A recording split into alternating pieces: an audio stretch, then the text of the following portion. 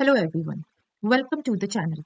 In this series, we are going to learn Python from absolute beginner level in a very simple and practical way. If you are completely new to programming, don't worry. This course is especially for you. So today, let's start with most basic question. What is Python and why should you learn it? So Python was created by Gero van Rossum. It was first released in the year 1991. Python is a high-level and general-purpose programming language. So there are two key terms here, high level and general purpose programming language. A high level language is a language that is designed to be easy for humans to read and write. Python is a high level programming language. What is a general purpose programming language? According to Wikipedia definition, in computer software, a general purpose programming language, it is also called as GPL, is a programming language for building software in a wide variety of application domains. On contrary, there is something also called as domain-specific programming language, DSL, which is used for a specific area. So DSL is used for a specific area. It is domain-specific language, and Python is a GPL, that is general purpose programming language, which is used in a variety of application domains.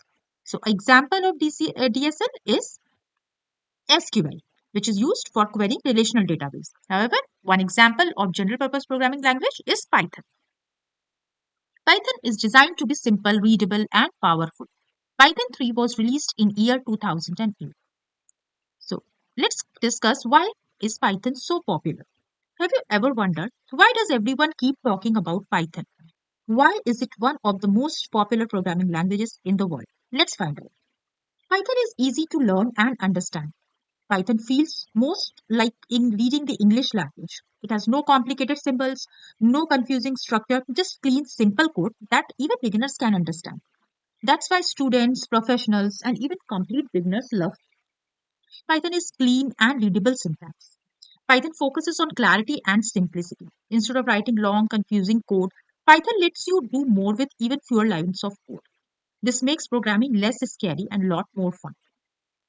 Another advantage of Python is that it has huge community support. What do we mean by community support? So, learning Python means you are never alone. There is a massive global community of developers, forums, tutorials, YouTube channels, and documentation. If you ever get stuck in any problem, any error, any issue, someone would have already faced it and solved it and shared the solution. We can defer the solution, take help from the solution, and solve the problem. Okay. Power Python also has a great set of powerful libraries and frameworks. Python is not just simple, it's powerful. It has libraries for almost everything, starting from web development. It has powerful libraries like Django, Flask. In the field of artificial intelligence and machine learning, it has very powerful libraries like TensorFlow, PyTorch. In the field of data science, it has libraries like Pandas, NumPy.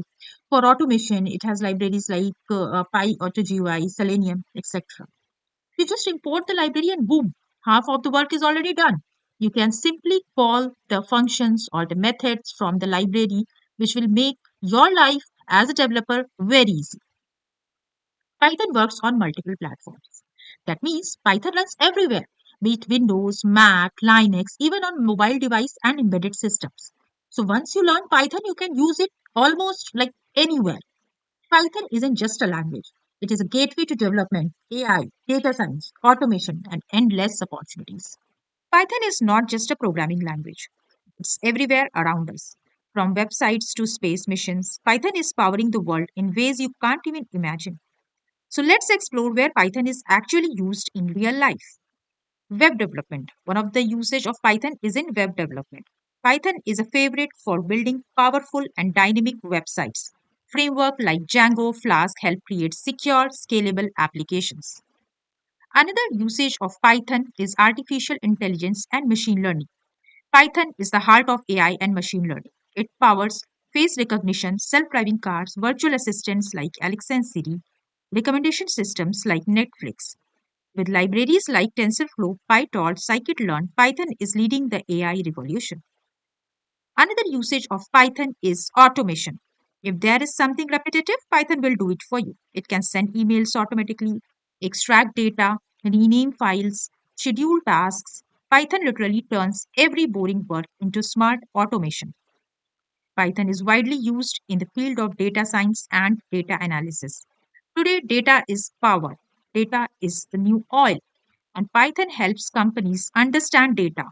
It is used for data visualization, trend analysis, business insights, and so on. Tools like Pandas, NumPy, Matplotlib make Python number one choice for data scientists. Python is used in game development. Yes, Python is also in gaming.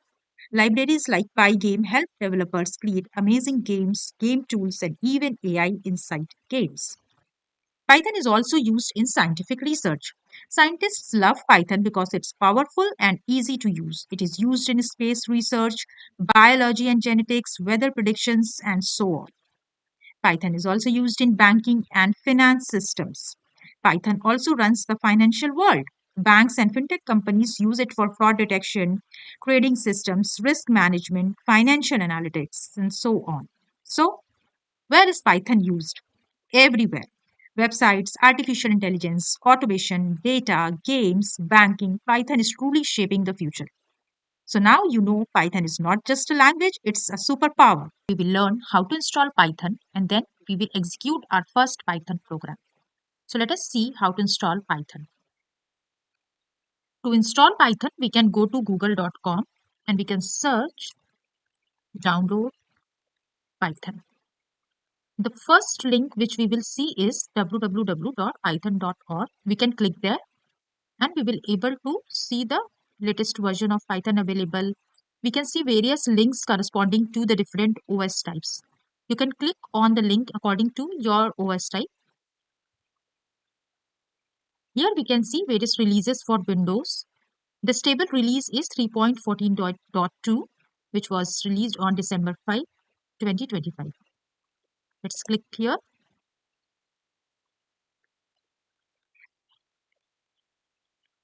Python exe will be downloaded, which we can see in the download section. And we can double click on the exe to install Python. We will see this wizard kind of layout where we can check this checkbox which says add python.exe to path, which will add the Python path to the environment variable. Please don't miss to check this checkbox before starting the installation of Python. Then you can click on install now and this setup will start installing Python. It will take some time. Let us wait for a few seconds here.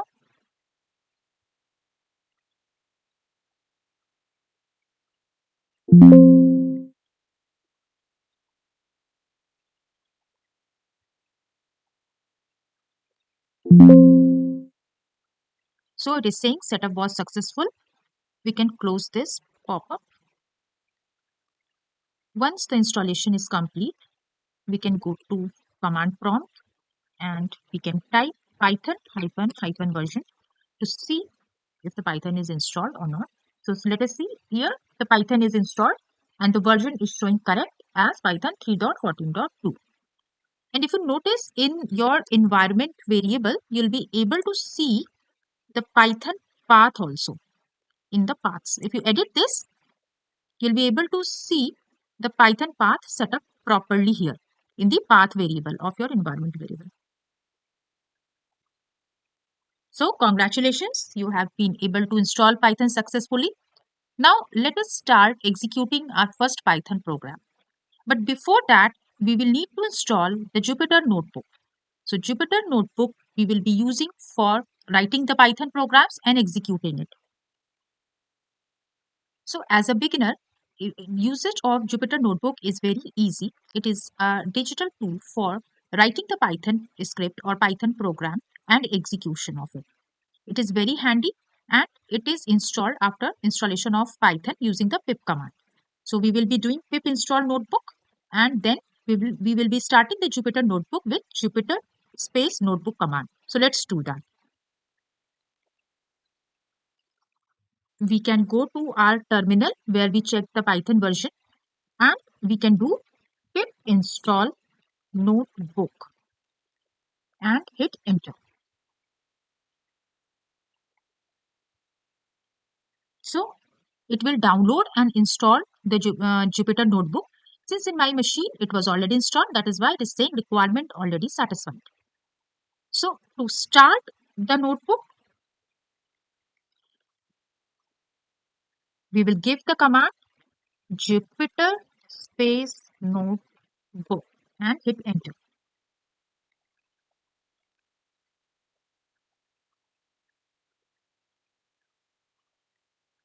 And you will see a window tab being opened with the URL, and we will be able to see Jupyter notebook page here. We can go and create a file to write our Python script. But before that, let us create a folder with Python learning. Let us go inside it. Inside this folder, let us go to new and click Python. It will create a Python notebook, Jupyter notebook. We can give a name, so we can rename it as Python introduction. Click on rename, and we can write our first Python code. Let us write print statement.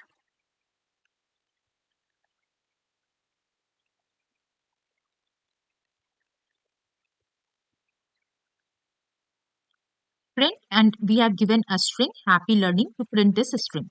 Then we can click on this run button. This run button will execute this cell. The code, whatever is written in this cell, will get executed and we will be able to see its output. So here we have given print statement. That is why we are able to see happy learning over here. Let us write another piece of code. Let us initialize a variable a. We will be discussing about variables in detail in the next video, but here I am writing some simple Python code.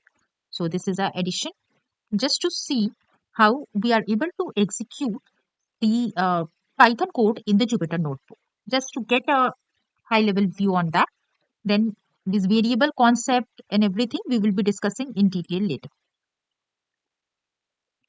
So if I write a plus b and execute here, it will give addition space 3. It will append these two things with a space. The next thing which we want to understand in this tutorial is the comments. How the comments work in Python. So let's say I have written a code where I say hello world.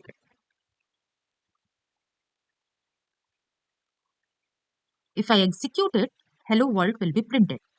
But what if I don't want this piece of code to be executed? That is, I want to comment this. So comment in Python works with hash. So if we add a hash before the line of code, then that code will not be executed by Python. So if I execute again, it is not printing hello world. So comments are for humans to understand the code, to write the description of the code, that what the code is doing. Okay, so that when we later come back to our code, we are able to understand what that particular piece of code is doing. Okay, so let's say I add here the comment as printing a string, and if I execute, then it gives hello world, and this line of code is not executed. And if I uncomment and try to execute it, it will give me an error, because according to Python syntax, this is an invalid Python code, invalid syntax.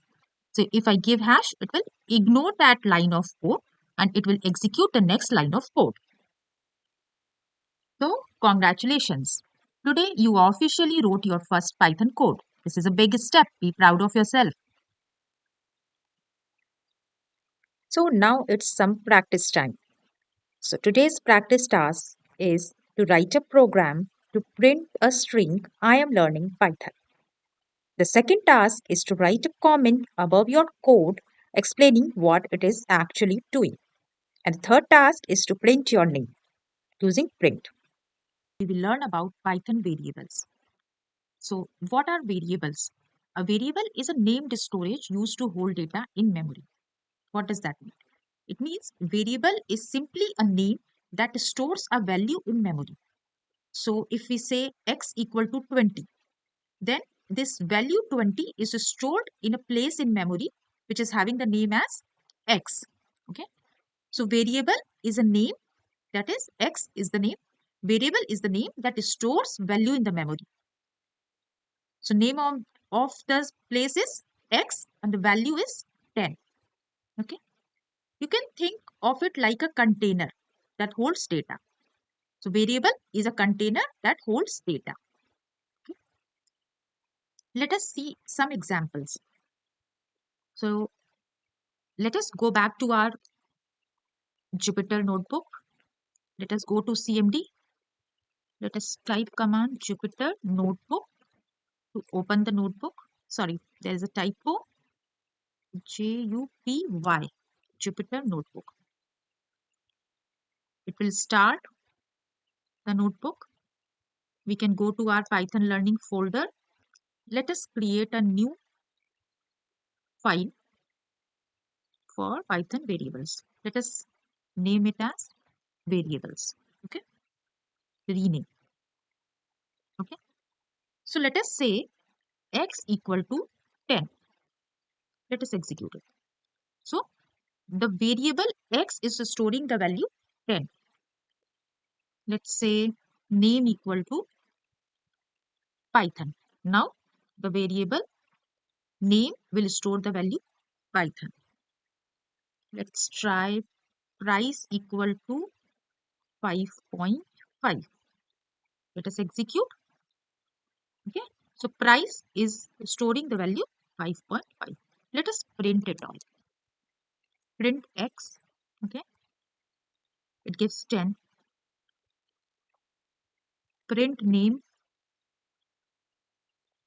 It gives Python. Okay. Print price. Gives 5.5. Okay. If you see, we are directly assigning the value to the variable. So in Python, we don't need to mention the data type separately, like in other programming language like C or Java. Python automatically understands what type of data it is storing. So if we say x equal to 10, then Python automatically understands that x is going to be a type integer. So let us verify that. Inside print, if I use keyword type, okay, and inside parenthesis, if I give x, so it will give type of x, and we are printing type of x, which will give data type of x. So let us see, it is int. So data type of x is int, and nowhere we have assigned integer directly to the variable x. We have just assigned the value 10, and Python automatically understands from this value that what should be the data type of this variable x. Let us see the data type of name.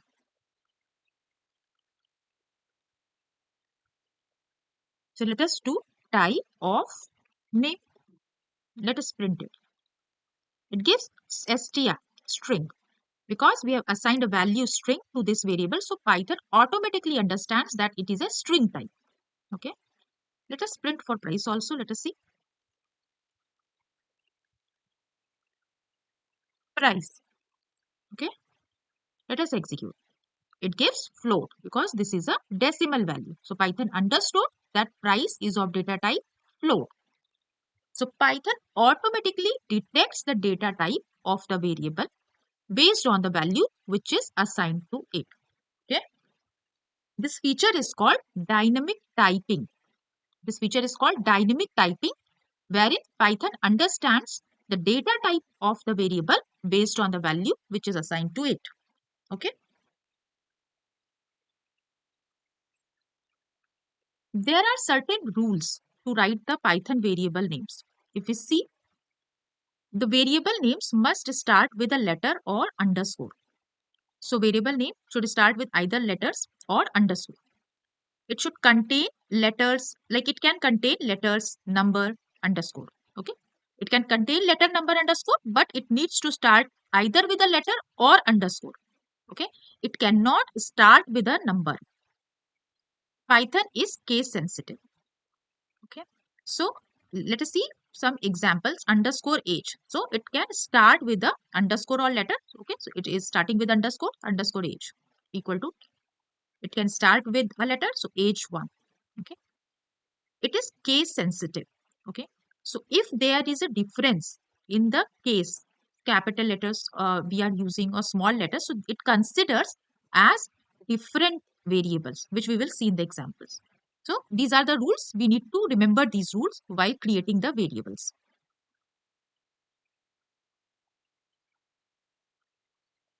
Let us go to our Jupyter notebook.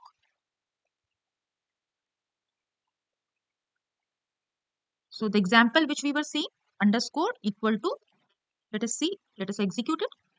It executed successfully. Let us do another example, age equal to 20, age 1 equal to 20. Again, it is correct.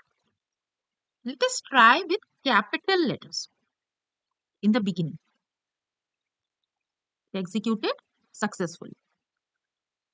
Now, let us try some wrong examples. We learned in the Python variable rules that it cannot start with a number, okay, and it is case sensitive. Okay, let us try this. Let us try to start a variable with a number. Let us say one age equal to 15. Let us see what happens. It gives invalid decimal literally. It means it is not accepting this variable as a correct name. Okay. We also learned that Python variables can contain underscore, letter, okay, and numbers. Okay. Let us try giving some other character. Let us give your hyphen name. Okay. Let us see. Let us see what happens.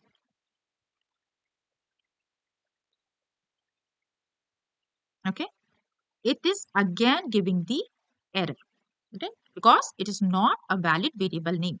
Variable name should contain either underscore, letter, or number. But here it is containing another character, that is hyphen, okay, which is not accepted as a variable name in the variable name. Okay. Apart from this, let us try signing class equal to, let's say 5. Let's see what happens. Again, it is giving the error. Why? We learned that Python contains, variable name can contain characters or letters, and here it is containing letters. Then why it is giving the error? Because class is a predefined keyword in Python. Predefined keyword means we use class word to create classes in Python. So it is already been predefined by Python. It is already been used by Python. So we cannot use it to name our variables. Okay. So Python has its own keyword list. The words which are there in those keyword list we cannot use in naming our variables. Okay, let us see what all keywords are there in Python, which are reserved. You can also say they are reserved words or reserved keywords. Okay, let's import keyword library and we can do keyword dot kw list. Let us execute it. See, we got a list of reserved words of Python, right? And we cannot use any word out of this keyword list to name our variables. Class is one of them. That is why we were getting error. Okay. Let us revise. So Python variables can have letter, number, and underscore, but they can only start with underscore or letter. Okay. They cannot start with a number, and Python variables are case sensitive. Okay. Let us see example of case sensitive. So we say age equal to 10 and age equal to 15. Python considers these two variables as different variables. If we print them, then it will print the respective value of these variables because it is considering them as different variable, because Python variables are case sensitive. Okay.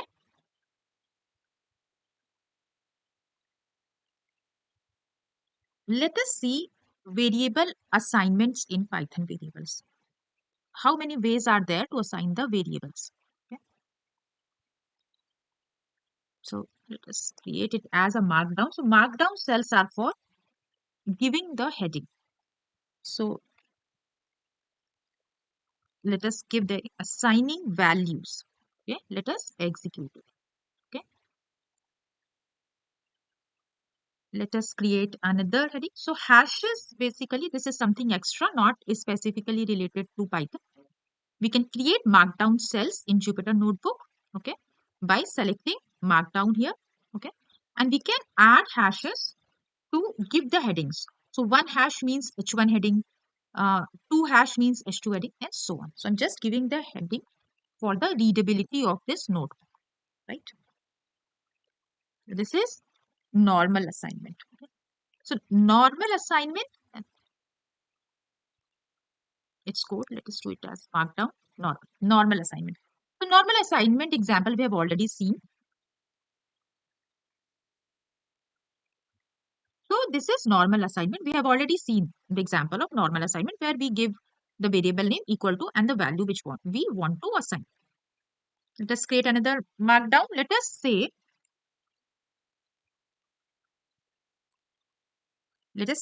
multiple assignment. There's something called as multiple assignment. Okay, multiple assignment as in we can assign the value to number of variables in one line. So how can we do that? X, Y, Z equal to, let's say, 10, 20 and 30. Let us execute it. Okay. Let us print the value. Okay. Let us print the value of X, Y and Z. Let us see. Okay. So it is printing 10, 20 and 30 for respective variables X, Y and Z. Okay. Then let us add another markdown. Let us give again 5 hashes. And let us say same value to multiple variables. So let us see. Let us have variable A, B and C, okay, and equal to 50. Let's execute it. It executed successfully. Let us print all of them.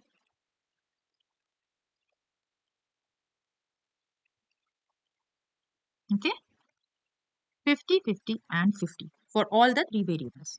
Okay, so these are some ways to assign the values to variables. Now it's practice time.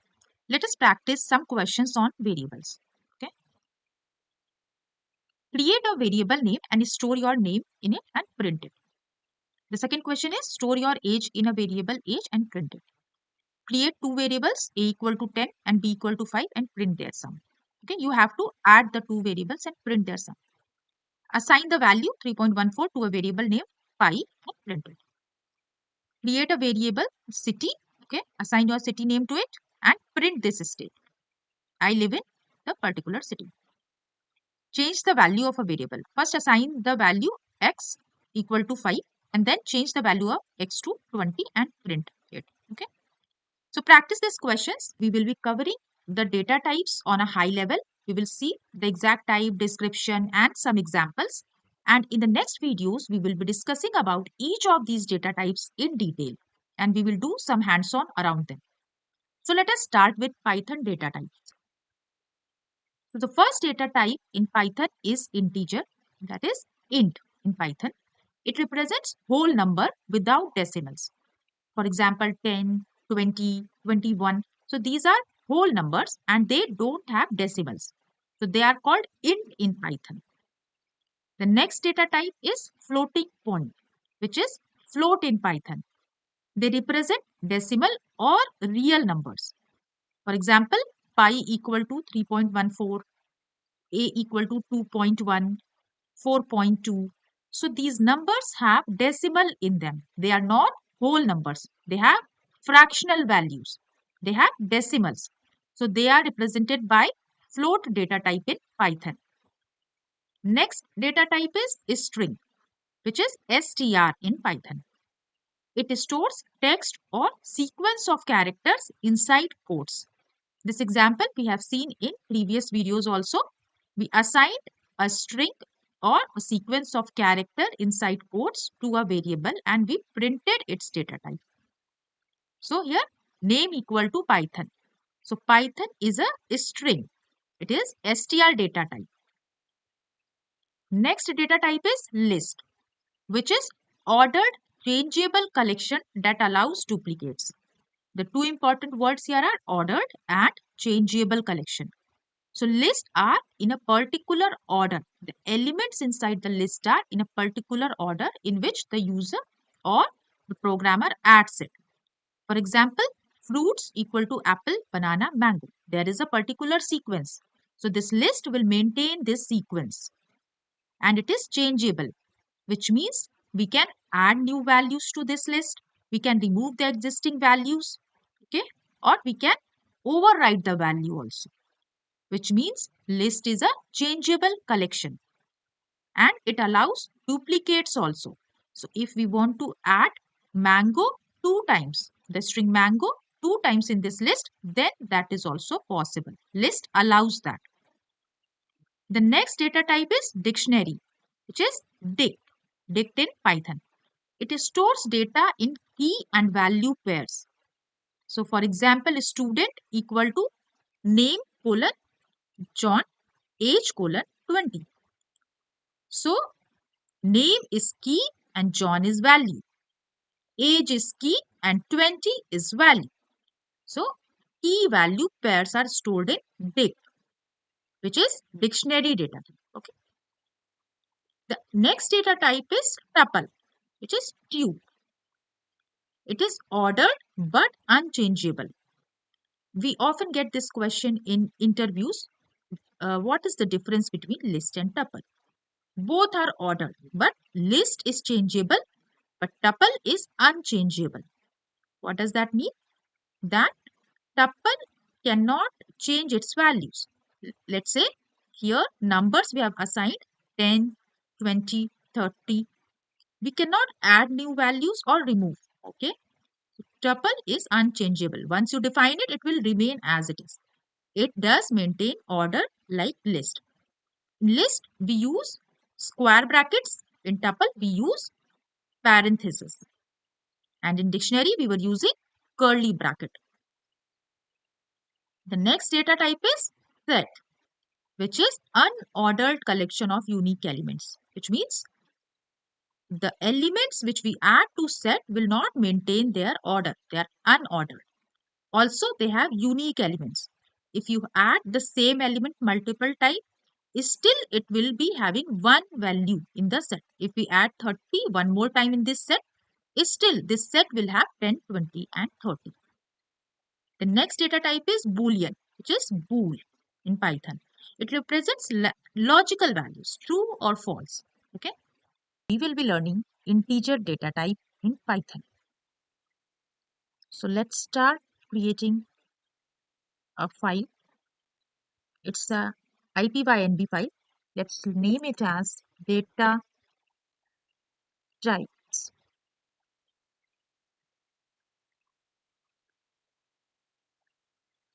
Let's make this as markdown cell and let's give it as integer.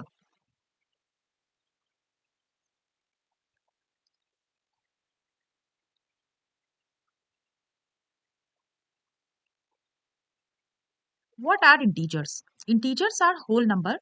That means numbers without decimals. Okay. So integers don't have decimals in them. Example can be 5, 10, -10, 0 and so on. In Python, integers belong to the data type called int, int. Okay. Let's see some examples.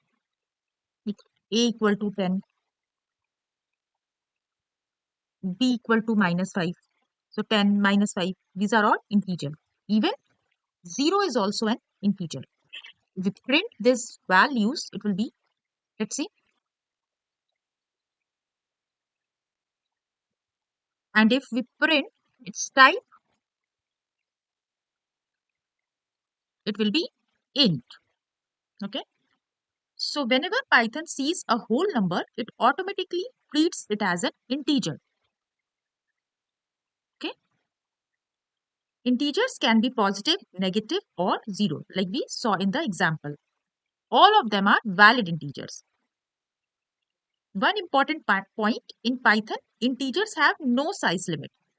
Like in many languages, there is a size limit for what amount of value can be stored in an int variable. But in Python, we can store even very large values. If you see, we can store very large values and Python will be able to process it. So it's a valid integer. Python can handle it very easily. There are certain operations which we can do on integers. Those are arithmetic operations like addition, subtraction, multiplication. Let's see the example. If we print addition of two integers, let's see some simple example for subtraction, for multiplication, 4 into 6. How do we do the multiplication? By asterisk sign. So we get 24. Let's see division. So if we divide 10 by 3, we will get 3.33 and so on. Okay. Let's see something called as floor division. So this is division. Let's see floor division.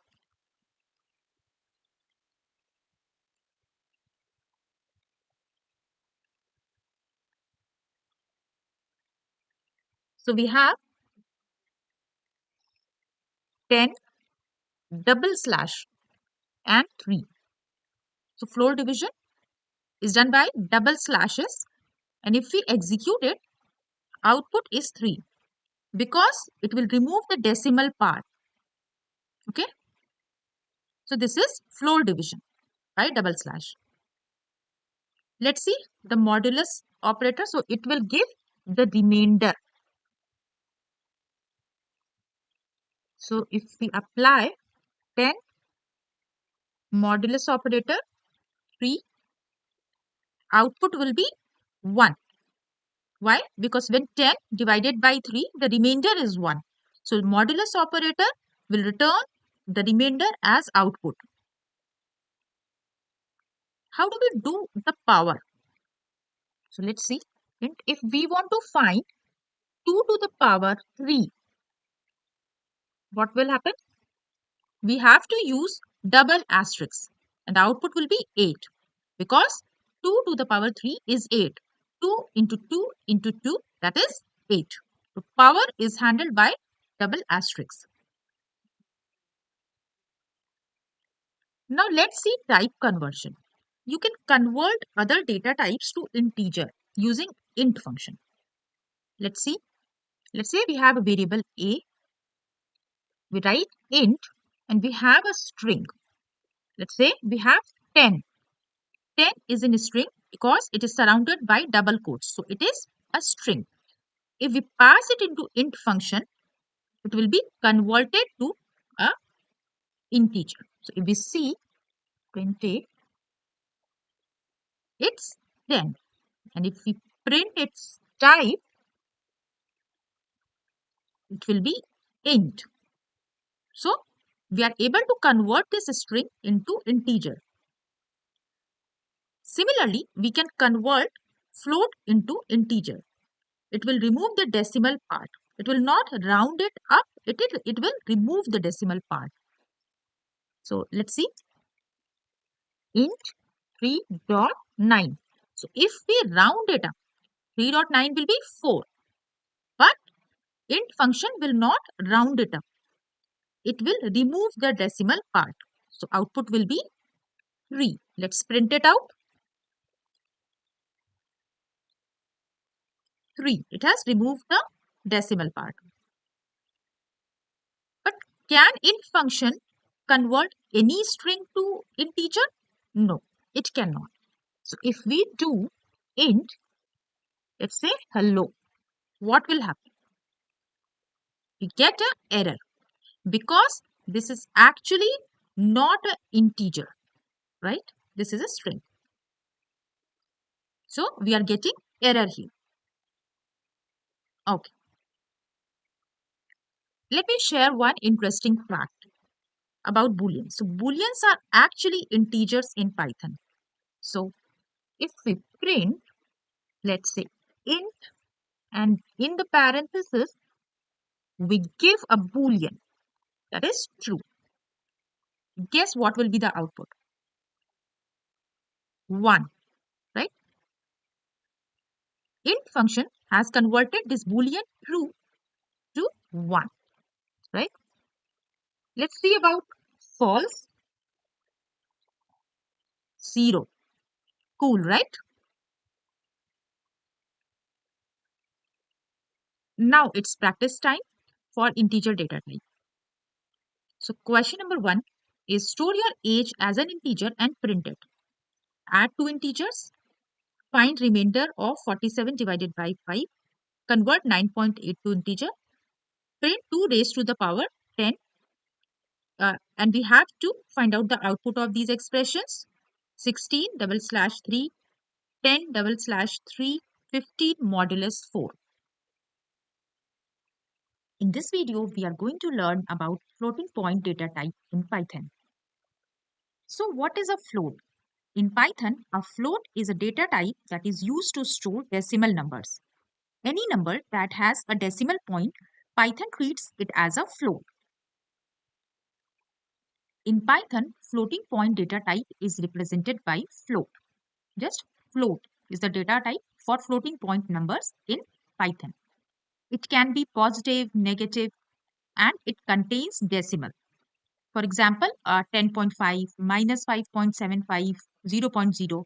So whether it is a positive number or negative number, if it contains decimal, Python treats it as a floating point number, which is represented by the data type float in Python. Let us do some hands-on. Let us go back to our Jupyter notebook and create a markdown cell here with name float. Let us select markdown and execute. Okay. Let us see how to create a float variable. Let us say my variable name is price and I'm assigning 99.99. So this value has a decimal. So Python will understand that the data type of variable price is float. Let us try to print it out. How do we print the type of a variable? By using type function. Inside type, we need to give the variable name and execute. So it gives float. This concept is called dynamic typing. Why? Because we just assigned a value to this variable and Python automatically understands the data type of this variable based on the value which is assigned to it. Since we have assigned floating point number to price, so Python understood that this is a float data type. So it makes price as a float data type. This concept is called dynamic typing. Python is a dynamically typed language. Let us create one more variable. Let us say pi is equals to 3.14. Let us print the value of pi. Let us print the type of pi, the data type of pi. So again, float. Let us create another variable, temperature, and let us give minus 12.5. A negative number with a decimal. What will be the type of it? Let us print it out. Again, float. So whether it is a positive number or a negative number, if it has a decimal in it, Python considers it as a float data type. Now let us see how we can convert an integer value to a float. Let us say I have x equal to 10. X is a integer. Let us verify that. Type x. It's a int. It's a int. Okay. How do we convert this integer to float? How do we do that? By using float function. So inside the float function, if I pass x, it will convert integer data type to float. So let us print y and also print the type of y. Let us execute it. So x was integer. We passed it to float function. We printed y. The value of y is 10.0 because Python has converted the value 10 to float. 10 was integer. It converted it to float value. That is why it added decimal. So 10.0. What is the data type of y? It is float. So we converted an integer to float. Now let's take a string value. Let us say I have z equal to 12.5. It is a string because we have added quotes. Let us print the type of it. It gives str because it is a string data type. Again, if we want to convert it into float, what we will do? We will use the float function and pass the string variable. Let us print it out. Let us print the type as well and execute. So z was string data type. We passed it to float function. It converted z into a float value, that is 12.5, and the data type is float. The important thing to note here that string must contain a valid float value or a valid decimal value. Otherwise, Python will give an error. And if we say, we have a value p equal to, let's say, world. Okay. And if we try to convert it into float by using float function and execute, it will give an error. Why? Because Python could not convert the string to float world, right? Because it is not a valid decimal number. That is why Python is not able to convert the type to float. So if we are converting a string to float, the string should be a valid decimal number. Now let us see some float. Let us see addition. Let us take two float variables. Let us say I have a equal to 10.5, b equal to 2.2. Let us perform addition. Let us add a print statement and give a plus b. Let us execute. So it gives 13.0. That means addition of two decimal numbers, float numbers, will give a float itself. Let us do subtraction.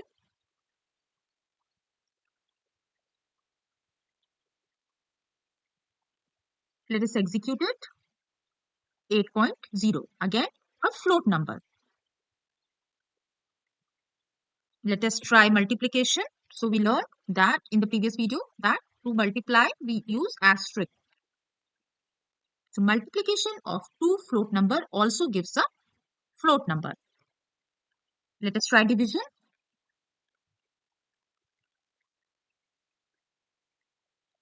So we do a/b for division and it gives 4.2, which is again a float number. So if we divide two float numbers, we get a float number. But if we divide two integers also, then also we get a float number. So 10 is an integer, 2 is an integer. If I divide, I get 5.0, which is a float number. So division always results in a float data type in Python. Now let me show you something very interesting. Let me print the addition of two float numbers. Let's say 0.1 and 0.2. Let us execute it. So the output it is 0.3000 and so on and 4, right? It looks very wrong here, right? But this is not a Python bug. This happens because computers store float numbers in binary format, and some decimal numbers cannot be represented exactly in the binary format. Okay, so some decimal numbers are represented approximately in the binary format. They could not be represented exactly. That is why we see this issue in precision. And there is some inaccuracy in the result when we add those decimal numbers. But how do we fix that? Because if we will be comparing 0.1 plus 0.2 with 0.3, it will result in a false statement. Let's try that. So equal to operator is used to compare two things on the either side. If it is equal, it will result in true. Otherwise, it will result in a false. Let us see. A false, which is expected because 0.1 plus 0.2 is equal to this value which is having 4 in the end, which results in some inaccuracy in the addition. That is why it is false. How do we solve this problem? The solution is round function. We need to round the float numbers so that we get an accurate result. Let us learn what a round function is. Let us give a markdown here. Round. Let us select markdown and execute. So the round function is used to round a number to a specified number of decimal places. It will round a number to specified number of decimal places. Let us see the syntax. So syntax is round parenthesis the number which we want to round and the digits, the number of decimal places to which we want to round it, that is digits. Let us see an example.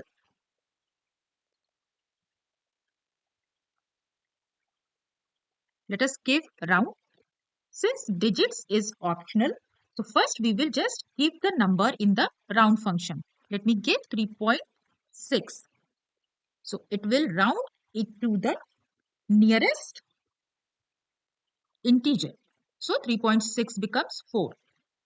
If it was 3.5, then also it will be 4. But if this value is less than 5, it will be 3. So if we print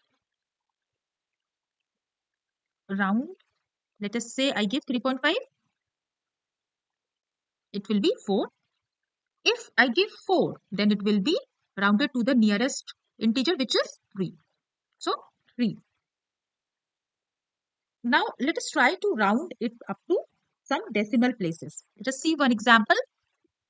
Just give round and let me say it is 3.14159 and I want to round it up to 2 decimal places. Let me print it out.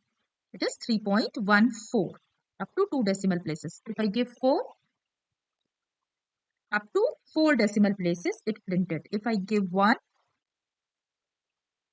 up to 1 decimal place, it printed. If I give nothing, 3 to the nearest integer.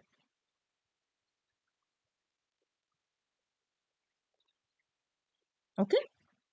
So to round the floating point number to either to the nearest integer or to the specified number of decimal places, we can use round function. Let us see our example which we did previously, that this was giving false. Let me just do it again. Let us try the example again. Now, if we execute it, it is giving false.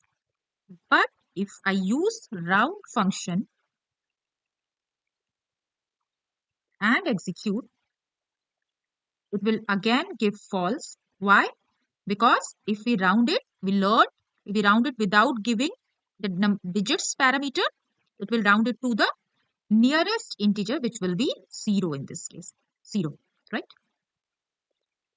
But if I give the digits, that is the second parameter, which is the number of decimal places to which I want to round it off. Let's say I give 2 and I execute, I get true because it will give me 0.3, right? So to solve this or to handle the precision problem with floats, we can use round function. This is all about the float data type in Python. Let us see some practice questions. So these are some of the hands-on questions on floating point data type of Python. You can try these questions, try to solve it on your own. We will learn about strings. So what is a string?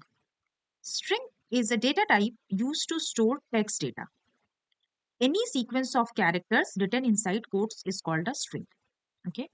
So string is used to store text data, and any sequence of character which we store inside the quotes, that is called a string. String data type is represented by str. Okay. So let's see in Jupyter Notebook how to create a string.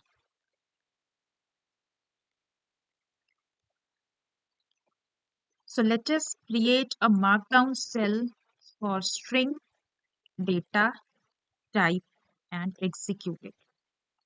Let's give it a markdown and then execute it. So let us see how we can create a string. So we learned we need to add quotes, and between the quotes we need to add the sequence of characters. So let's see, name equal to double quotes Python. Let's see another example. Name equal to city. So let's see, city equal to single quote Delhi. So string can be created by using double quotes or single quotes. Both are correct. We can have long messages also in the form of string. So let's see, welcome to Python. Right? So all these three variables are strings. So strings can be created using single quotes. It can be created using double quotes, and also it can be created using triple quotes. So let's see, if I give text equal to triple quotes, enter triple quotes. So between these triple quotes, I can add new lines also. So let's see, welcome to enter Python programming. So if I execute it, it's working fine. So string can be created either with single quote or double quote or using triple quotes. All the three are valid strings in Python. Now let us check the data type. Let us print the type. We learned in the previous tutorials that to find the data type of a variable, we need to wrap it inside the type function. So let's see what is the data type of name. It's a string. Let's see what is the data type of city, which we created using single quotes. Again, string.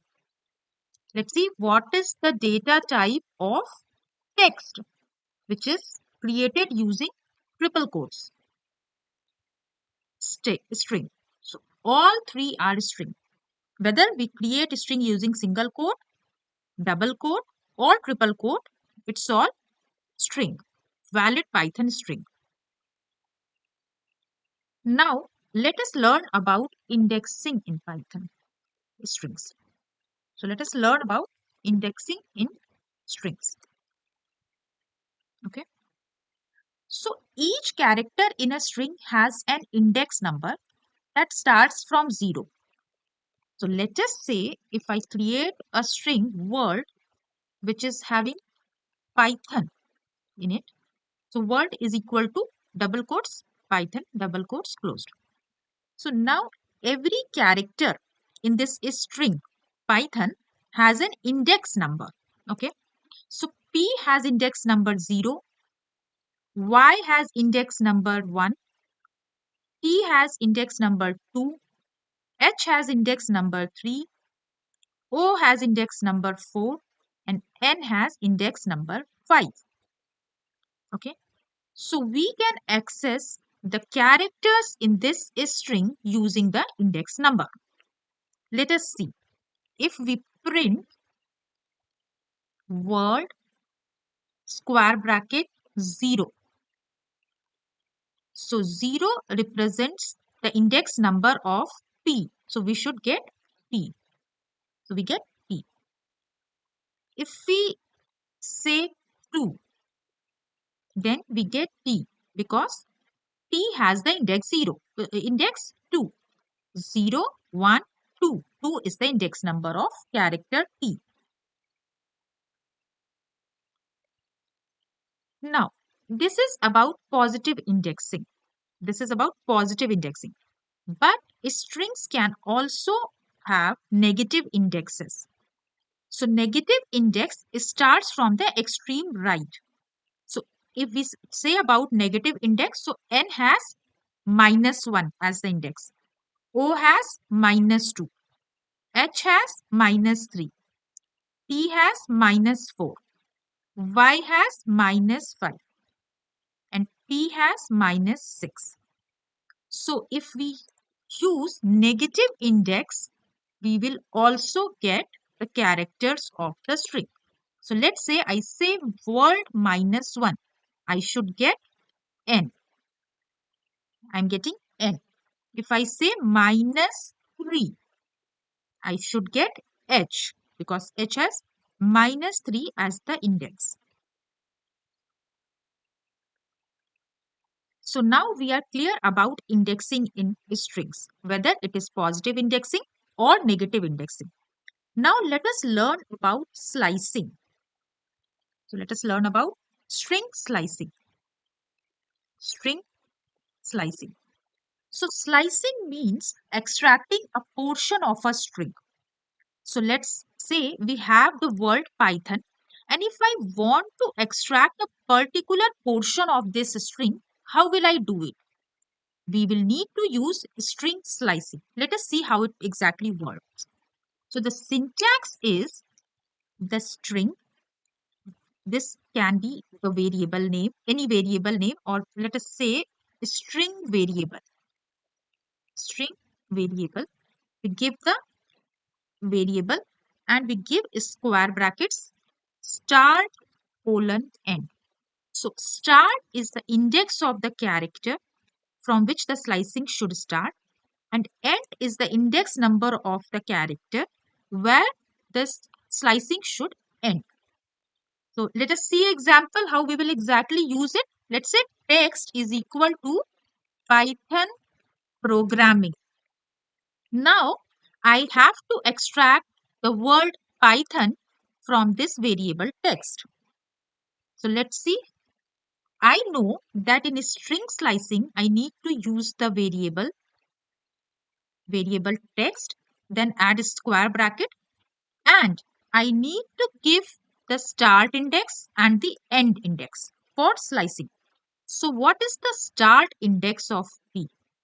So in Python, the indexing starts from 0. So index of P is 0. This is clear. Now what is the index of N? 0, 1, 2, 3, 4, 5. So index of N is 5. But since the end index is not included in slicing. So let's say if I give exactly 5 here and I try to execute, I will not get the letter N in the sliced string. Why? Because end index is not included.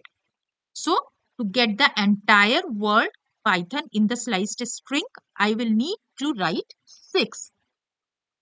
The index of nth character and plus 1. So 6. So 0 to 6. Now let us see one more example. If I execute it, Python. This is now. Let us see if I want to extract the word programming from the text.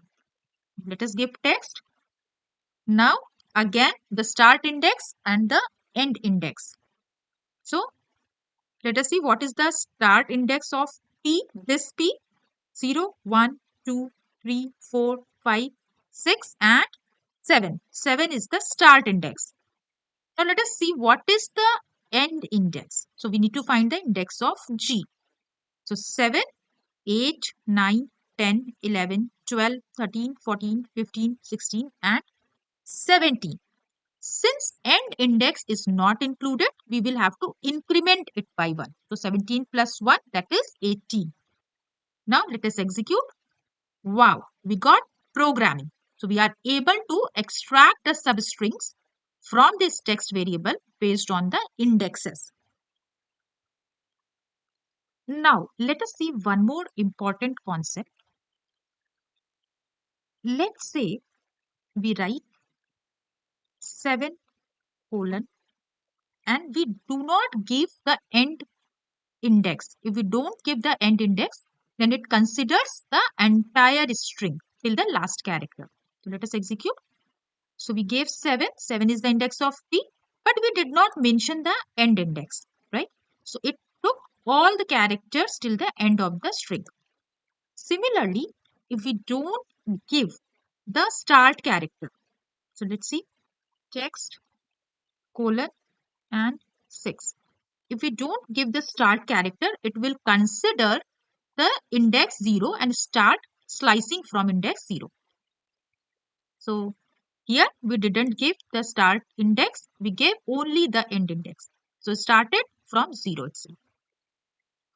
Similarly, we can use negative indexing also in slicing. So let's say if I give -5, comma, -2. So we learn minus indexing starts from the end.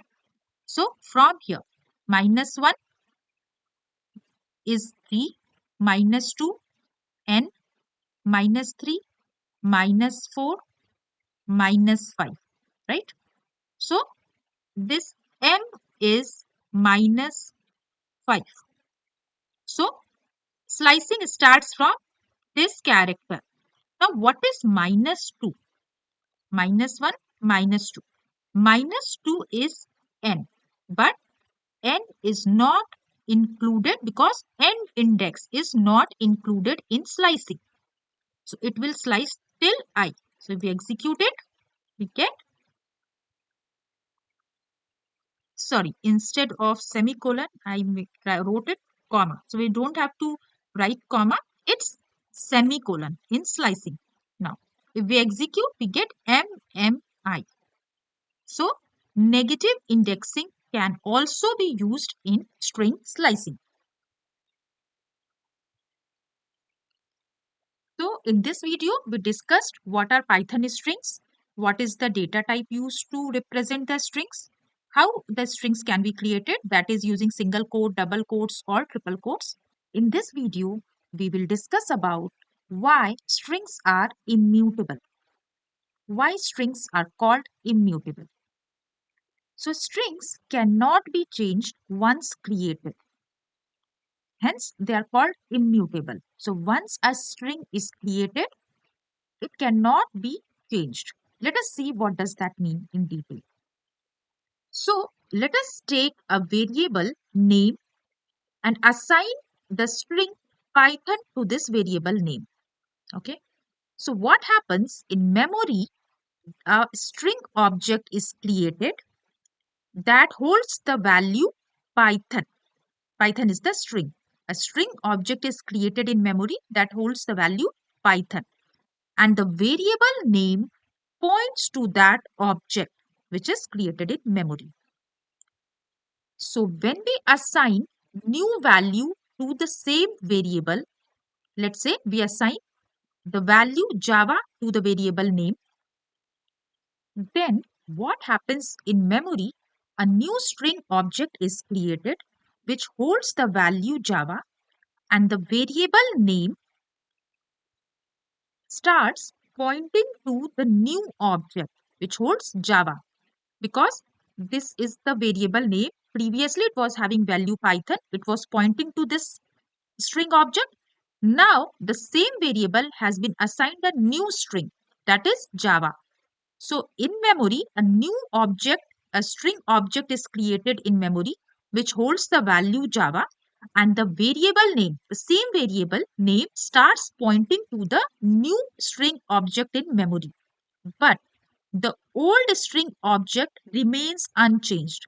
Even though we have assigned a new value to this variable name, still the old object of string remains same. It remains unchanged. That is why strings are called immutable. Reassigning a variable creates a new string object. It does not modify the existing string. And if we try to modify the existing string, it gives error. So we learned in the previous video how to access the characters of the string by using index. And if we try to assign new value to those indexes, it will give error. Let us see in the Jupyter Notebook. Let us take a variable name. Let us assign the value Python to it. How do we access the zeroth index? Name, square bracket, and 0. So this is the zeroth index, that is P. And if we try to assign new value, let us say J. Instead of P, I want to override it with another character, that is J. Let us see what happens. It gives an error because strings are immutable and we cannot modify the existing string. Let us understand this with the help of a simple analogy. Let us take an example of a box which has a label on it. So box has some content and box cannot be opened or changed. The content of the box cannot be opened or changed. And the variable is the label which is stuck on that box. Variable is the label on the box, and the value, the string value, is the content of the box.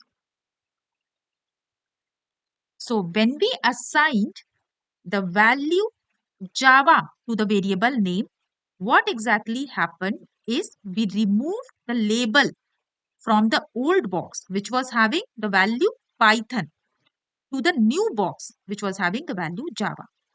Only the label has been changed to the new box. The label has been removed from the old box and added to the new box. But the content of the old box still remains the same. Similarly, the original string object remains the same and the variable name starts pointing to the new value, that is Java. Hence, strings are called immutable.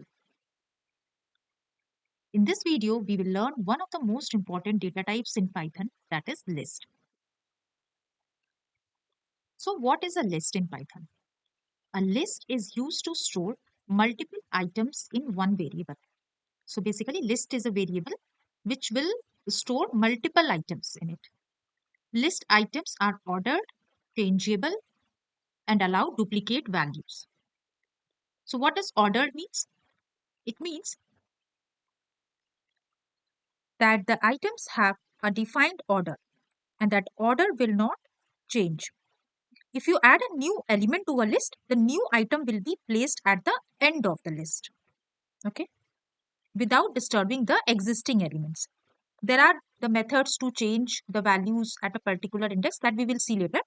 But to understand now, list has multiple values which are placed in a particular order, and whenever we add a new element, that gets added towards the to the end of the list. The next property of the list is changeable. That is, it is mutable. What does it mean? It means that we can change add and remove items in a list after it has been created. So we can change the values of the list, we can add new items to the list, we can remove the items from the list, right? The third property is that list allows duplicates. It means list can have items with the same value. If we have a list, then it is possible that two elements of a list are same. Okay.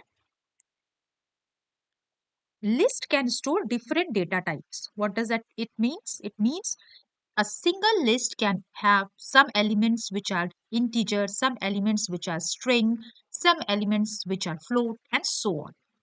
So lists can store different data types. So these are some examples of the list: 10, 20, 30, where all the elements are integer. Then the second example, we have apple, banana, cherry, where all the elements are string. The third one defines this property where a list can store different data types. So it has one that is integer, then a string that is Python, then a float value which is 3.5. Now let's see how we can create a list. Let's go back to our favorite Jupyter notebook and do some hands-on. Let us create a markdown cell over here. Since we are going to start a new topic, let's give the name list data. As we learned in the previous videos, we'll select as markdown and execute. Now let us see how we can create a list. A list is created using square brackets. So let's create a list called numbers and add the square brackets. In the square brackets, we can have different values: 10, 20, 30, and so on. Similarly, we can also have names, string value. So let's say, sorry, I forgot the square bracket. Let's add it over here. Alice, Bob, what else? Charlie, okay?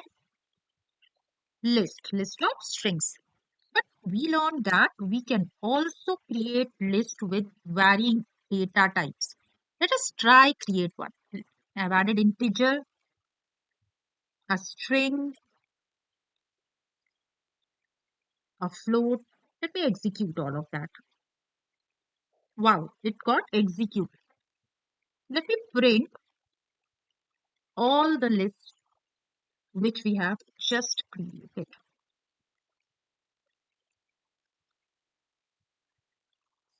Make okay. Wow. So we are able to print the list. We created the list and we are able to print the list. Let us learn one important topic in list, that is indexing. Indexing we have already learned in strings, where we learned how to access a different elements of or different characters of the string, right? Using indexes. Here also indexing performs the similar thing. Let us see it together.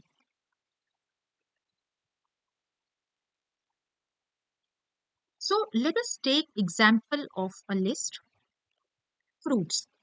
So fruits is a list which is having three items: apple, banana, and cherry.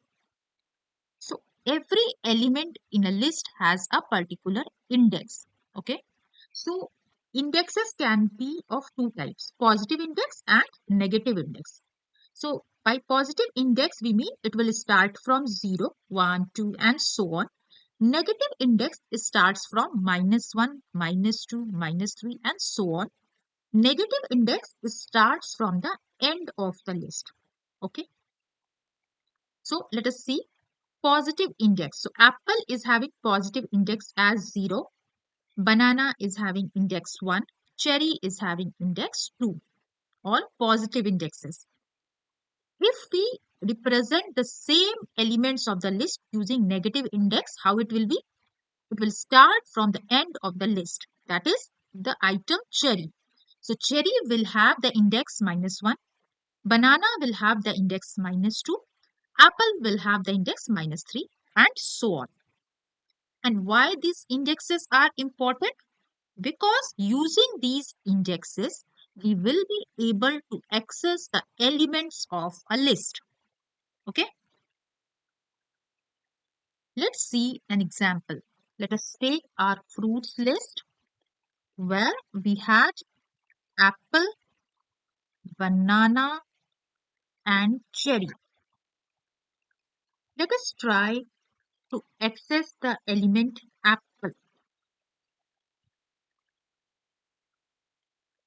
Let us give a print, and we want to print the element apple.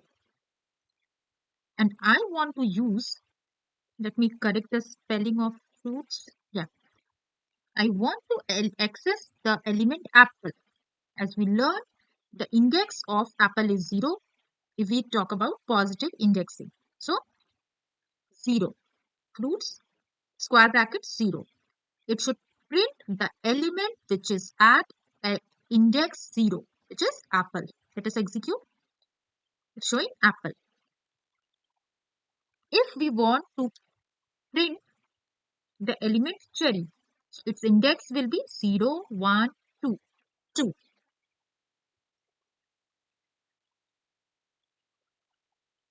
Let us print it cherry.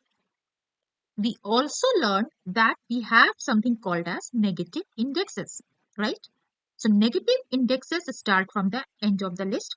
So if I want to print cherry using negative index, what will it be? -1. Negative index starts from -1 from the end of the list. So -1, if I execute, I get cherry. If I want to get apple using negative index, what it will be? Cherry is -1, banana -2, apple -3. Let us print it. -3. Wow, we got apple. So we accessed the elements of a list using positive index as well as negative index. In this video, we will be learning about one of the most important topics related to Python list, that is list slicing. So what is list slicing? Slicing is used to get a portion of a list. So if we have a list, that means we have multiple elements in a list. And if we want to extract portion of the list, we want to extract a particular set of elements from the list, then we need to use slicing. Let us see how it works. Let us create a markdown cell for list slicing.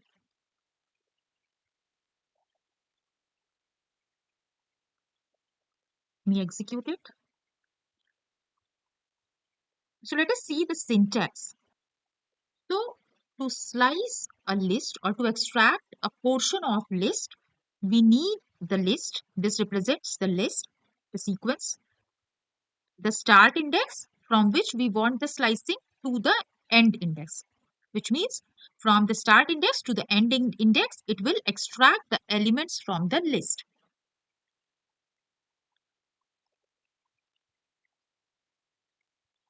Let us take a list called numbers and let us add some numbers in this list: 10, 20, 30, 40, 50, and 60. So we have a list of numbers.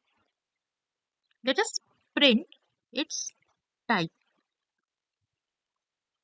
So in the previous videos, we learned if we want to check data type of a variable, we use the type keyword, and we execute. So it is list. Now we have also learned about the positive indexes and negative indexes. So let us use the positive indexes to do the slicing. So let's say we want to fetch the first 3 elements from the list. We want to extract the first 3 elements of the list. Then according to the syntax, we need to write the name of the list. Then in the square brackets, I need to mention the start index. So the start index in case of positive indexing is 0. The index starts from 0. So this represents the indexes of various elements in the list numbers. So 0, 1, 2, 3, 4 and 5. And we want to extract the first 3 elements of this list. So what is the index of the first element? 0. Then colon. We need to apply a colon and we need to give the end index.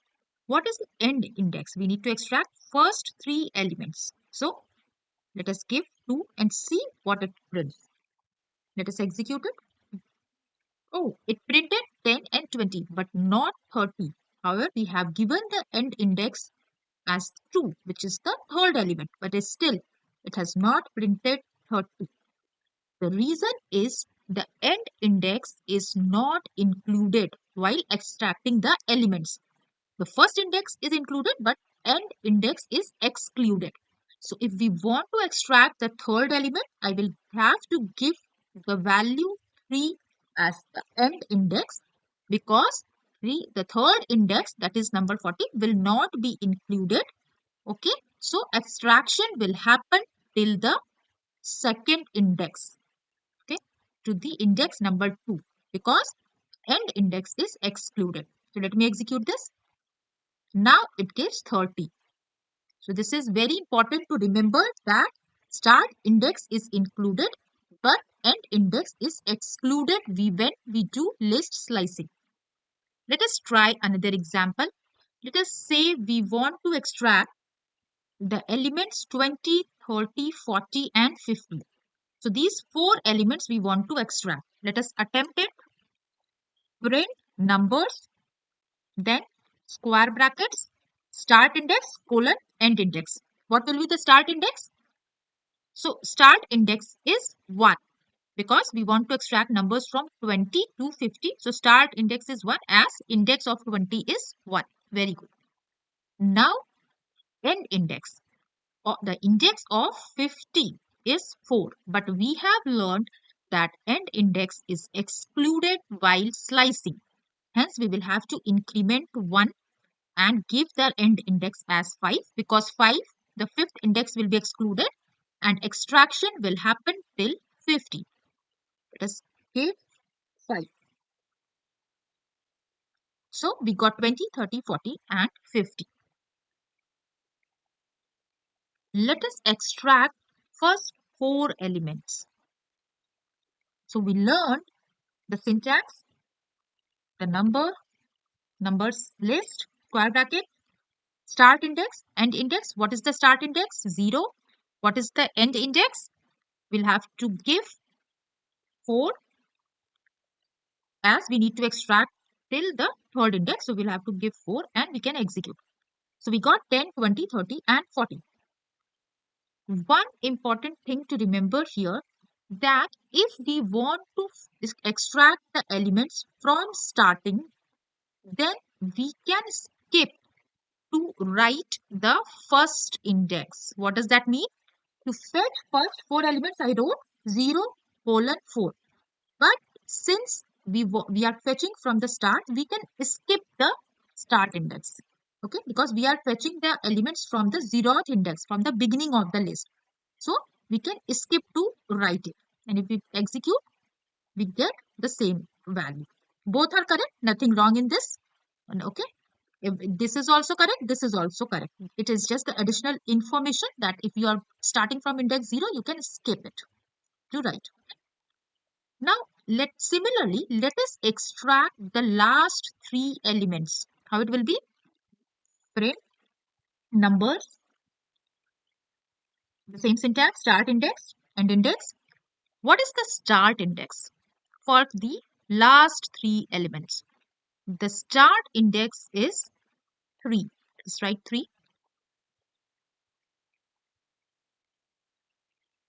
Now, since we want to extract the elements from 40, 50 and 60, so the index of 60 is 5. So we know that the end index is not included. So we will have to increase it by 1 and mention 6. Okay, then execute. Oh, sorry, I forgot the ending square bracket. Let me add and execute. So we got 40, 50 and 60. Okay. Now, since we are extracting till the end of the list, then we can skip to write the end index. What does that mean? We can skip to write the value 6 over here. So when we say 3 colon, Python will understand that it has to fetch the elements from index 3 to the end of the list. Okay. So both the syntax are correct. This is also correct. This is also correct. Now, whatever we are doing with positive indexes, we can also do with negative indexes. Let us see that. So, for our numbers list, I have mentioned here the negative indexes in the comments. So, -1, -2, -3, -4, -5, and -6. Okay. Now, let us try to fetch the first 3 elements using negative index. The syntax remains same. We have to give the start index and the end index. So start index is -6. What is the end index for the first 3 elements? For 30, it is. So the index of 30 is -4, but since the last index is not included, we will have to increment it and we'll have to give -3. So 10, 20, and 30. Similarly, if we want, since we are accessing the first 3 elements and we learned if we are accessing the elements from beginning, we can skip to mention the first index. So we can simply give colon and -3 like we saw in the positive indexing. So 10, 20, and 30. If we want to access the elements 20, 30, 40, and 50, what it will be? -5, and since last index is not included, so we have to give -2 plus 1, that is -1. 20, 30, 40, and 50. Similarly, if we want to access last 3 elements, what it will be? To access the last 3 elements of the list, that is 40, 50, and 60. These 3 elements, I need to give the start index and colon. We don't need to mention the end index because Python will understand that we want to access all the elements till the end of the list. So -3 colon. Let us execute it. We got 40, 50, and 60. So in this video, we learned the list slicing using positive index as well as negative index. In this video, we will learn about steps in list slicing. So the list slicing formula which we saw, the syntax which we saw looks like this: sequence, start index, and end index. But there is one more optional parameter here, that is step. So step defines which elements we want to access. Do we want to access every element? Do we want to take every second element or every third element? So basically, if we want to skip the elements, then we can use step. Let us see with an example. So let us take our numbers list and let us access the 3 elements 20, 30, and 40. So how do we write? Start index is 1, end index is 4, and we got, sorry, I misplaced the square brackets. Let me correct it. 20, 30, and 40. But we have an optional parameter step. So when we don't give that step here, Python internally consider it as value 1. So default value of step is 1. So if we execute it, it still gives the same value because we want to access every element 20, 30, 40. Nothing is skipped. So let us say we want to access the entire list. How do we do that? Numbers, 0, and colon, because we learned if we want to access the elements till the end of the list, we need not to give the end index. So all the elements. Also, if we learned that if we want to access the elements from the beginning, then we don't need to give start index either. Let us delete and see. So it is giving the complete list. If we leave the start index and the end index as blank, it considers an entire list itself. Now, if I write :1, because we learned that default value of step is 1, what will happen? Again, we are getting the entire list. But if I want to access every second element, let me not modify here, let me write it into another cell 2. So I want to access every second element. So 10, 30, 50. It is skipping one element. Okay. If I want to access every third element, okay, every third element, then 10, then it will skip to, the third element from 10 is 40. So it is printing 40. After that, it will skip to, but there is no more elements in the list. So only we get 10 and 40. So step tells that which element we want to access. Do we want to access every second element, every third element, every fourth element, and so on. Okay. Like we have seen that in indexing, we can use negative indexes also. So in steps also, we can use negative values. We can take negative steps. What does that mean? Let us print the list again, the complete list. We are getting all the elements. Let us give a negative index -1. What will happen? The list is reversed. What exactly happened? The list is reversed. So negative step tells the direction. So the direction is backward from right to left. When we give positive index, the direction of traversal is from left to right. When we give negative index, the direction of traversal is from right to left. Okay. So it was previously giving complete list from 10 to 60.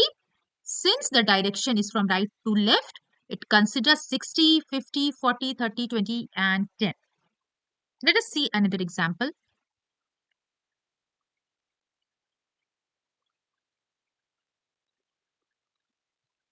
Print numbers colon -2. Execute. Oh, I forgot the parenthesis. Execute. So what it is doing? Since it is -2 in the step, so it is printing every second element in the from right to left, right? 60, 40, 20. One step it is skipping. One element it is skipping. Okay. As our original list was from 10 to 60. Since we used -1, so it printed 60 to 10. We used -2, so it is skipping one element and printing 60, 40, and 20. In this video, we will learn about different methods which are available for Python lists. So let us give the heading in the markdown as Python list methods. Make it as a markdown and execute. So the first method which we are going to learn is append method. Okay, append. So what append method do? It adds exactly one element to the end of the list. Okay. So the syntax is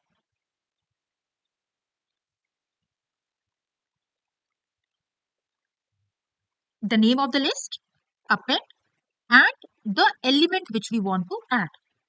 Okay. So let's say we have a list nums which has 1, 2, and 3 as the elements. And we want to add 4 to this list. What we will do? Nums dot append 4. Let us print num. Let us see what happens. So we are able to add 4 to the end of the list through append method. So append method modifies the same list. It modified the nums list itself. The return type of this append function is none. So if we do something like this, let's say I do y equal to nums dot append and I add 5, and if I try to print y, what it will give? None, because append function will add the element to the existing list itself, and the return value of this function is none. So append function is used to add one element at a time to the list. Okay. The next function which we are going to learn about is extend. Extend function. So what does it do? It adds multiple elements from another list to the given list. What is the syntax?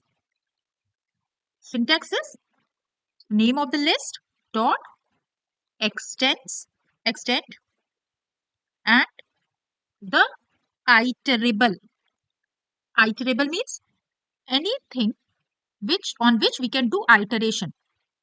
Anything which has multiple elements basically is iterable. So let us take an example. Let us take our nums list, add elements 1 and 2, and use extend function on this list. Extend, and let us add a iterable. A list is a iterable. So let us create a list 3, 4 and 5. So we are adding 3, 4, 5, which is a list in itself, to the nums list. Let us print nums and see what happens.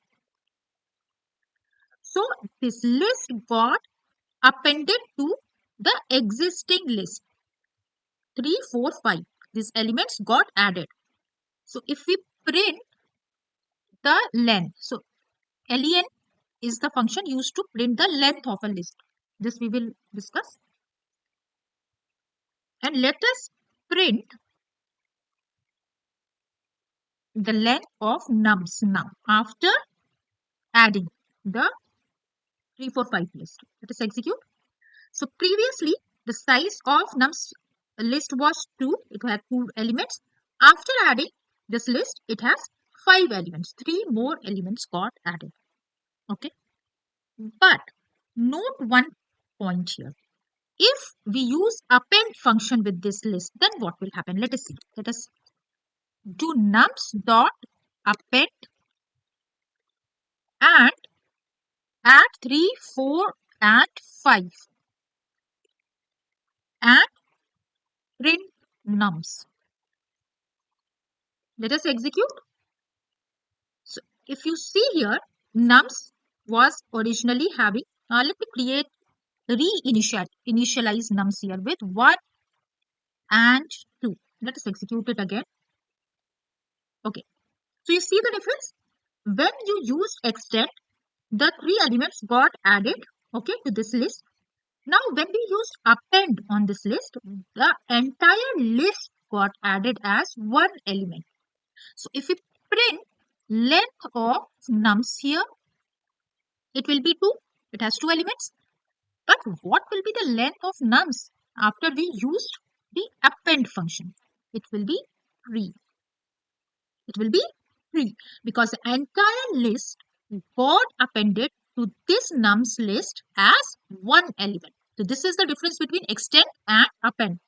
Extend will accept iterable and every element of that iterable will be added individually to this nums list. But append will add the entire list as 1 element to the list. Okay.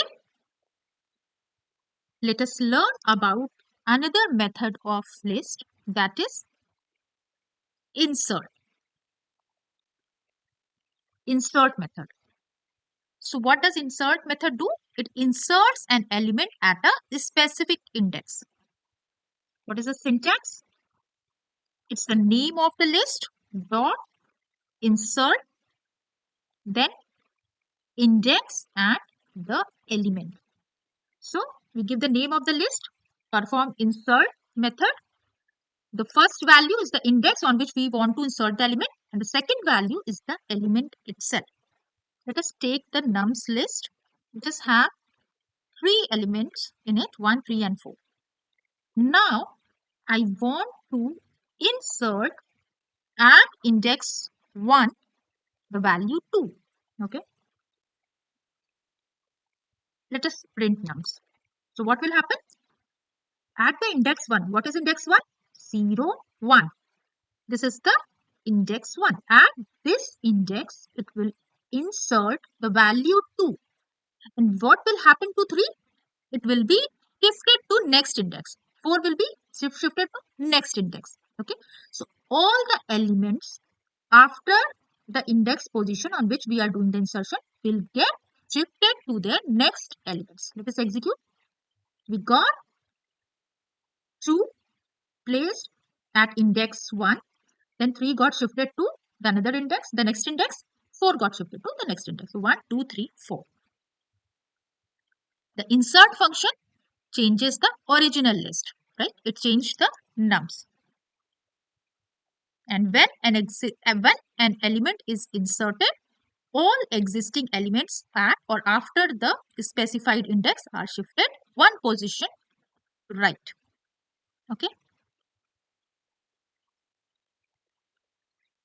Now let us learn the fourth method related to list, that is remove method.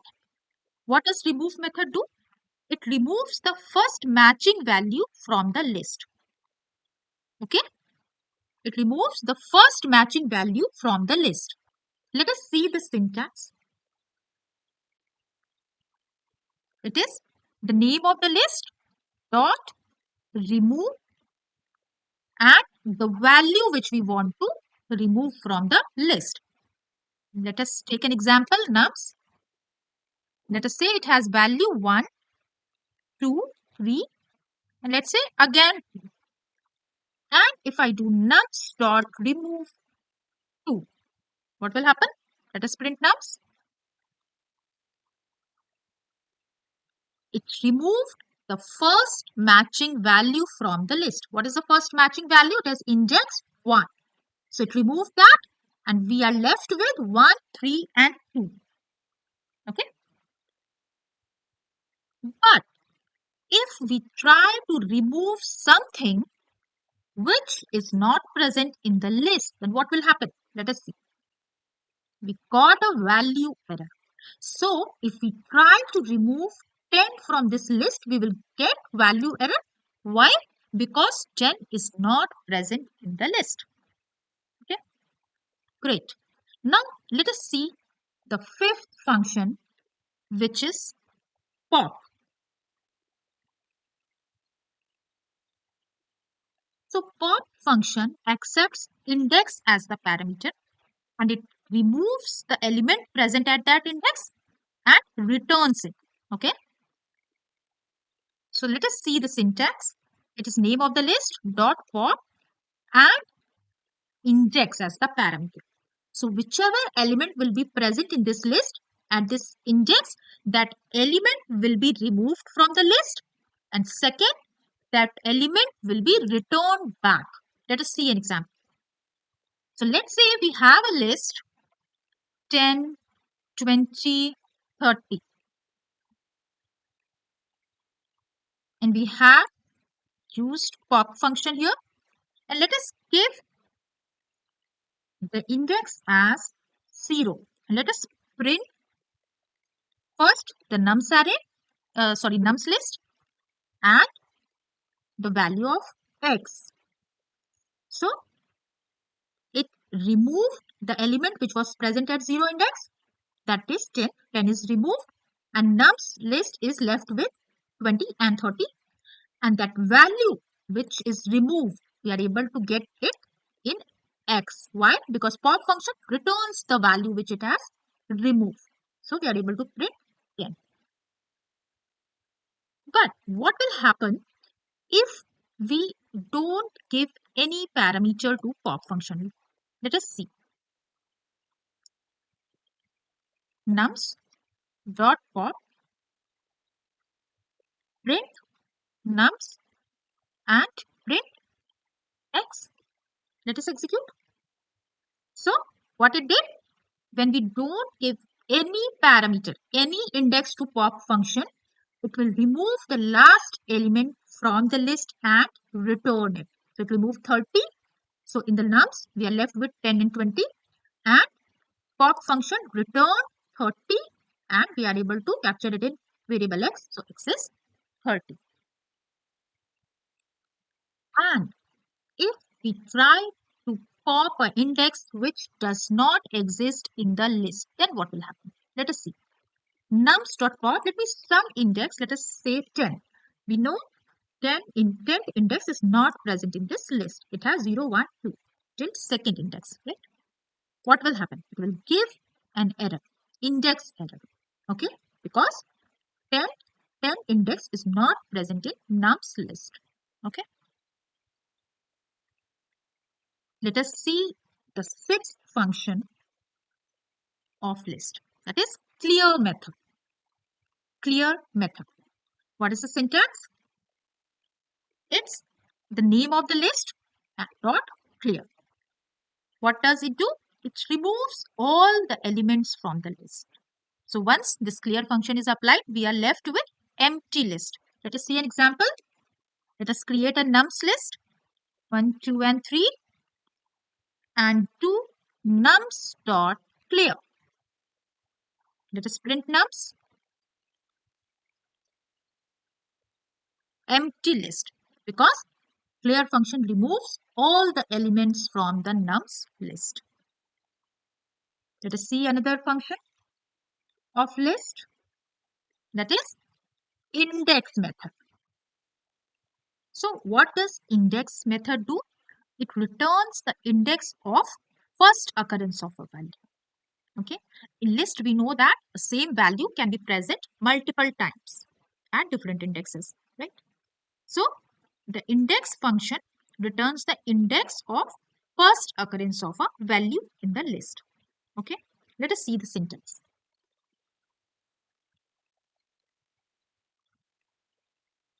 It is name of the list dot index, then the value, okay, which we want to check the index of, okay. This is the value of which we want to check the index, okay. Then the second parameter is start, and the end parameter is end.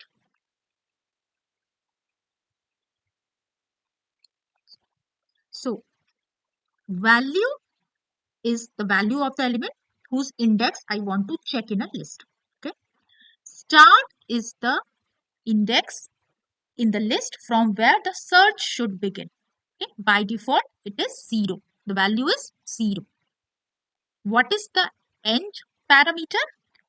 The index in the list where the search should end, but not including the end index. The search will include the elements up to the end index, but not include the end index. Okay. The default value is length of the list. So these two parameters, start and end, are optional. If we don't give, it will consider entire list. It will take entire list into consideration to search for this value and return its index. Let us see an example. Let us take a list 10, 20, and 30. Let us try to print the index of 20. Since we know start and end are optional, so I have not given it right now. It will consider its default value, that is 0, and the length of the nums list. Okay, so it will take entire list into consideration while searching for the value 20. Let us see. It's 1. Why? Because index function returns the index of the given element, first index. So 0, 1. 20 is occurring one time in the list. and this is the first occurrence of 20. So it will give this index, and the index is 1. Let us see another example by giving start and end. Let us create another list. Let us add few elements here. 10, 20, 30. Let us give 40. Let me give 20 again. And I want to repeat 20. So I've given 20 again. Let me give 60. Okay. Then let me try to print the index of this 20. Right. Dot index. I want to look for the value 20. But I don't want this 20. I want my search to start from 30, let's say. What is the index of 30? 0, 1, and 2. 2, right? Then what is the length? Let me give the length of the list. It is 6. Okay, let me execute it. So it gave me the index of 20 as 4. Why? See, because the index is 4, 0, 1, 2, 3, 4. This 20's index is 4 because my search started from the second index, that is 30. So in this list, in this search list, the index of 20 is 4. Okay, so that is why I got 4. So basically, by using index function, I can find the occurrence, the index of a given value, and also I can give the search start point and the end point of the search. Okay, and if I try to find the index which does not exist, let us say I try to find the index of the value 99. 99 is not present in my list. What will happen? Value error. Why? Because X is not in the list. Okay. The next function of list which we are going to learn is count method.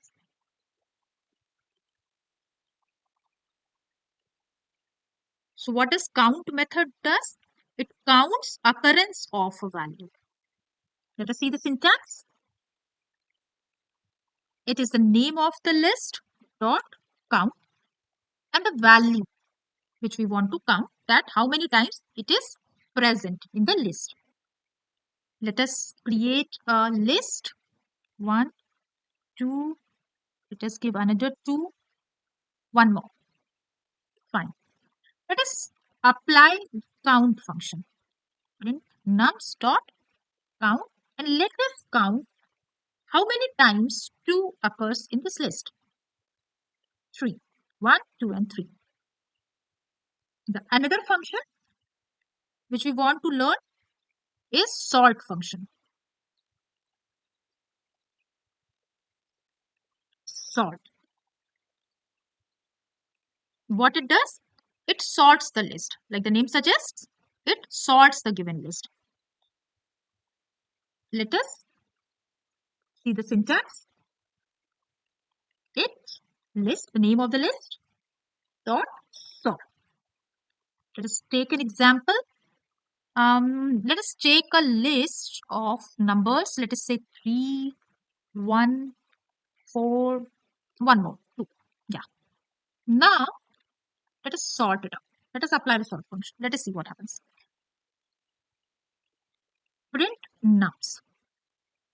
So, it gave the number in the list in the sorted order. Okay. So, nums got sorted into the ascending order. But if we want to sort it in descending order, what I need to do? I need to give a parameter inside the sort function with parameter name is reverse with the value true. That we want to reverse the order. Let us execute. So it will return the list in descending order. The next function which we will be learning for list is reverse method. What does it do? It reverses the element order in place. Okay. So in the list itself, it will reverse the order. Let us see the syntax. The name of the list and the reverse function. Simple. Let us take a list. 1, 2, 3. Let's do nums dot reverse. Let us print nums. 3, 2, 1. It reverses the order. The next method of list which we want to learn is copy method. What it does? It creates copy of the given list. How does the syntax looks like? It is the name of the list dot copy. Let us take example. A equal to 1, 2, 3. Let us take another variable b equal to, let us do a dot copy. We want to copy the list A into variable B. Let us see. Let us print out B. So now B is also having the values 1, 2 and 3. Now let's add a value, an element in B. How do we do that? We learn to use append function. We need to use append function. Value 4. Now let us print A and let's just print B. So A is still 1 to 3 and B in the list B we added the element 4. So it is having 1, 2, 3, 4. Okay. So it did the copy of A and saved into B. So B is having the copy of the list which was there in A, not the same list. Okay. Anything which we are going to perform, any operation which we are going to perform on the list B will not affect the original list A. Okay. Let us learn the next method of list, that is delete by index. Let us see the example. Let's take a list 5, 6, 7. Let us use del nums and let's say 1. So what it will do? If we write del nums 1, 1 is the index. So it will delete the element which is present at this index. Let us print nums. So it will delete the element 6 because index of 6 is 1. So it will delete this element 6 and nums list will be left with 5 and 7. So in this video, we learn different methods of list data type of Python. Now some practice time. So these are some of the questions on the list data type on which you can do the hands-on. In case you face any difficulty with any of the questions, do let me know in the comment section. I will get back to you. In this video, we are going to learn about an important data type in Python, that is dictionary. So what is a dictionary? A dictionary in Python is used to store data in key value pairs. Think it of a real life dictionary where a word is a key and the meaning is the value. Similarly, in Python, you can store key and value pairs in dictionary where key is the identifier and value is the data. Let us see how we can create a dictionary in Python. Let's go back to our Jupyter notebook.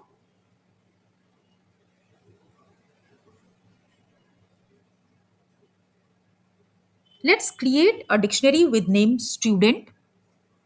And let's say the student dictionary has three keys. Name, which we will give in the quotes.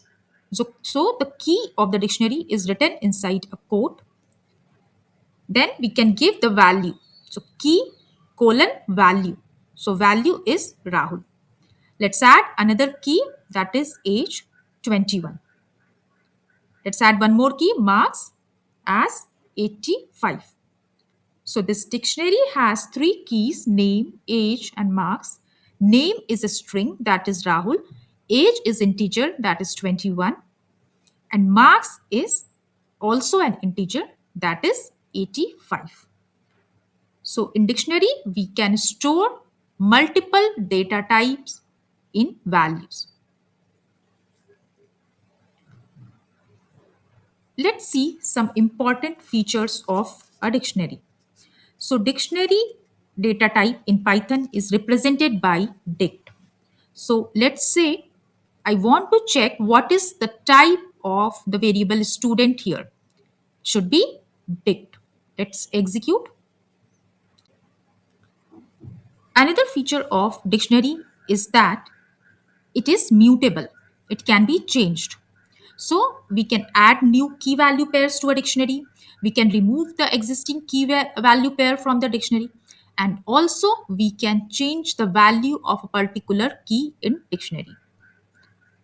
Keys in the dictionary are unique, which means the same key cannot be present two times in a dictionary.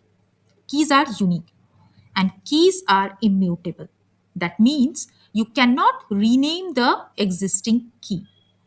You can add the new keys to the dictionary, you can remove the existing keys, but you cannot edit the key of the dictionary. So keys of the dictionary are immutable. However, dictionary is mutable.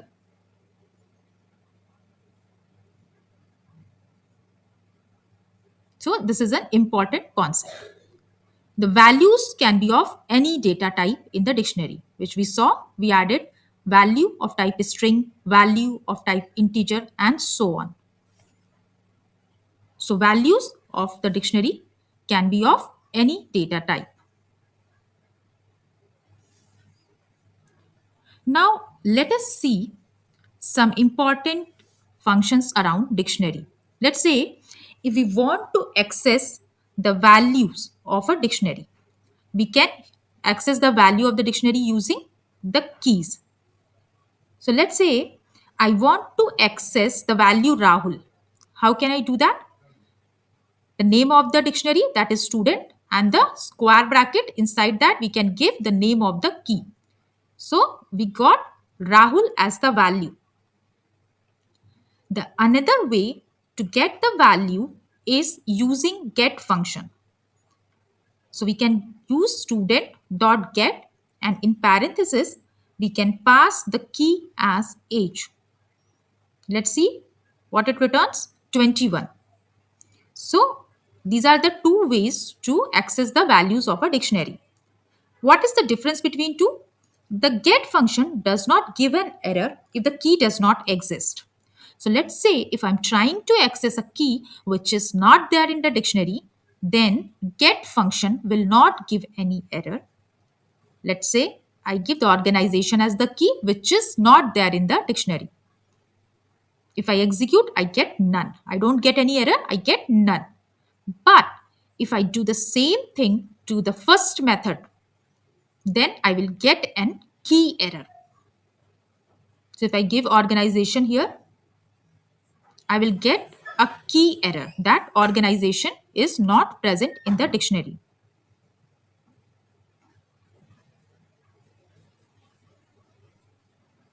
Now let's see how we can add new data to the dictionary. We can add new key value pair easily to the dictionary using the square brackets. So let's say student, and I want to add a key named city. So in the square bracket, we can give city as the key equal to the value. Value is dictionary. Value is Delhi. And if I execute it and I print student, I will get a new key added to my dictionary, that is city, and the value is Delhi. There is a new entry in this dictionary. Let's say if I want to update the value in a dictionary. Let's say I want to update marks. So square bracket, marks equal to the updated value. If I execute and print the dictionary, so my new dictionary has marks as 90. There is one more way to update the value, that is using the update function. So we can give student dot update,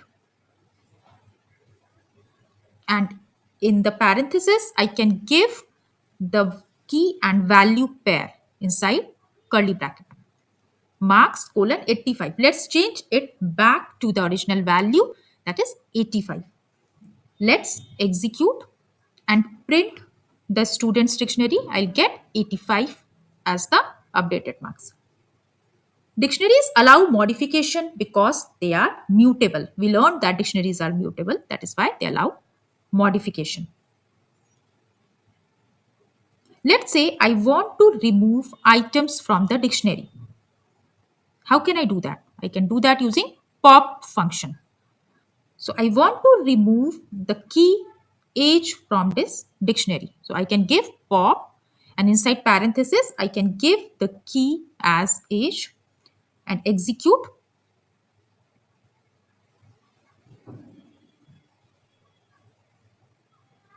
It will give the value of the age, and also it will remove the key from the dictionary. Let us print our dictionary. So age is now not present in the dictionary. There is one more method to remove the keys from dictionary, that is using del keyword. If you want to remove all the key value pairs from the dictionary, you can use clear function. Student.clear, and if I print a dictionary again, I will get an empty dictionary.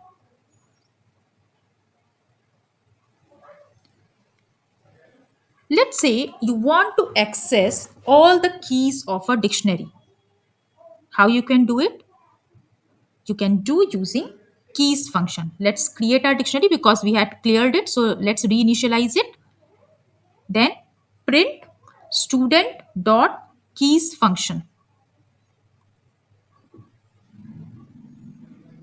So keys function returns all the keys present in the dictionary. If you want to get all the values present in the dictionary, you can use values function. Student dot values. It will give all the values which are present in the dictionary. If you want to get the key value pairs from the dictionary, then you can do student dot items. It will return all the key value pairs. Oops, we got an error as I misspelled the function name. It's items, not item. Let's correct it and execute. I get all the key value pairs from the dictionary. So that's all with respect to dictionary data type. We learned how to create the dictionary. We saw various important functions around the dictionaries. Now it's some practice time. These are some of the questions around the dictionary. Please do practice them. And in case of any doubts, do let me know in the comments section. In this video, we are going to learn about Python tuple data type. So what is a tuple? A tuple is a data type used to store multiple values in a single variable. The most important thing to remember is tuple is immutable, which means it cannot be changed after creation. Think of it like a sealed box. You can open it, you can see what inside it, but you cannot add, remove, or change items from the sealed box. In Python, tuple data type is represented by tuple. Tuples are ordered, that means they maintain the index, they are immutable, they cannot be changed, they allow duplicate values, and they can store different data types. So we can store different data types in the same tuple variable. Let's go back to our Jupyter notebook and create a tuple. A tuple is created using round bracket. Let's say the variable name is numbers. Then we use round brackets or parentheses, and let us give some values.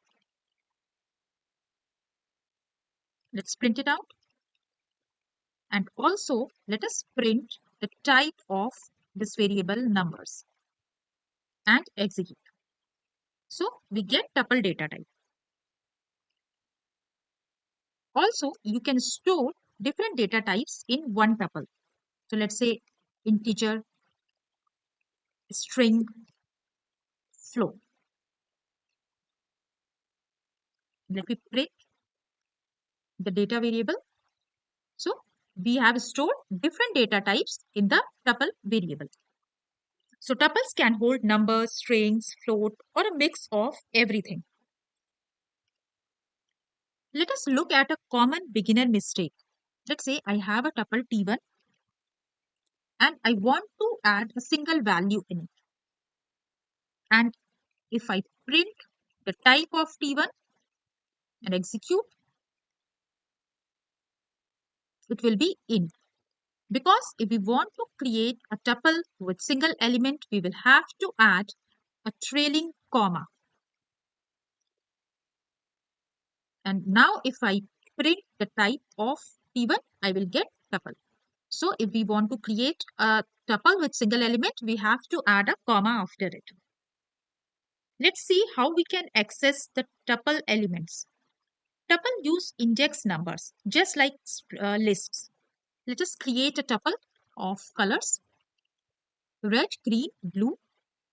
Now, if I want to access the string red from this tuple, how will I do? I can use indexes. So indexes, as we already know in Python, will start from 0. So red will have 0th index, green will have 1 index, blue will have 2 index.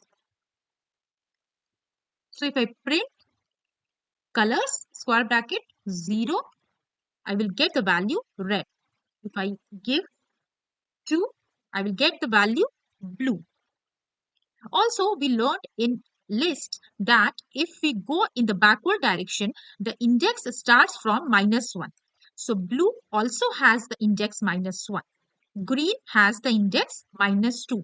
Red has the index -3. So if I want to use negative index, then also I can access the elements of a tuple. Let's say I give -1. Sorry, I misspelled the variable name. Let me correct it and execute. I get blue. If I give -2, I get green. If I give -3, I get red. So I can access the elements of tuple using positive indexes as well as negative indexes. One important point to note here that you can access the elements of a tuple, but you cannot modify them because tuples are immutable. Let us try to change a tuple value and see and check the immutability. Let's say I want to change the value of green to something else. Let me access it by the index 1 and let me assign a value yellow to it and execute. Let me correct the variable name.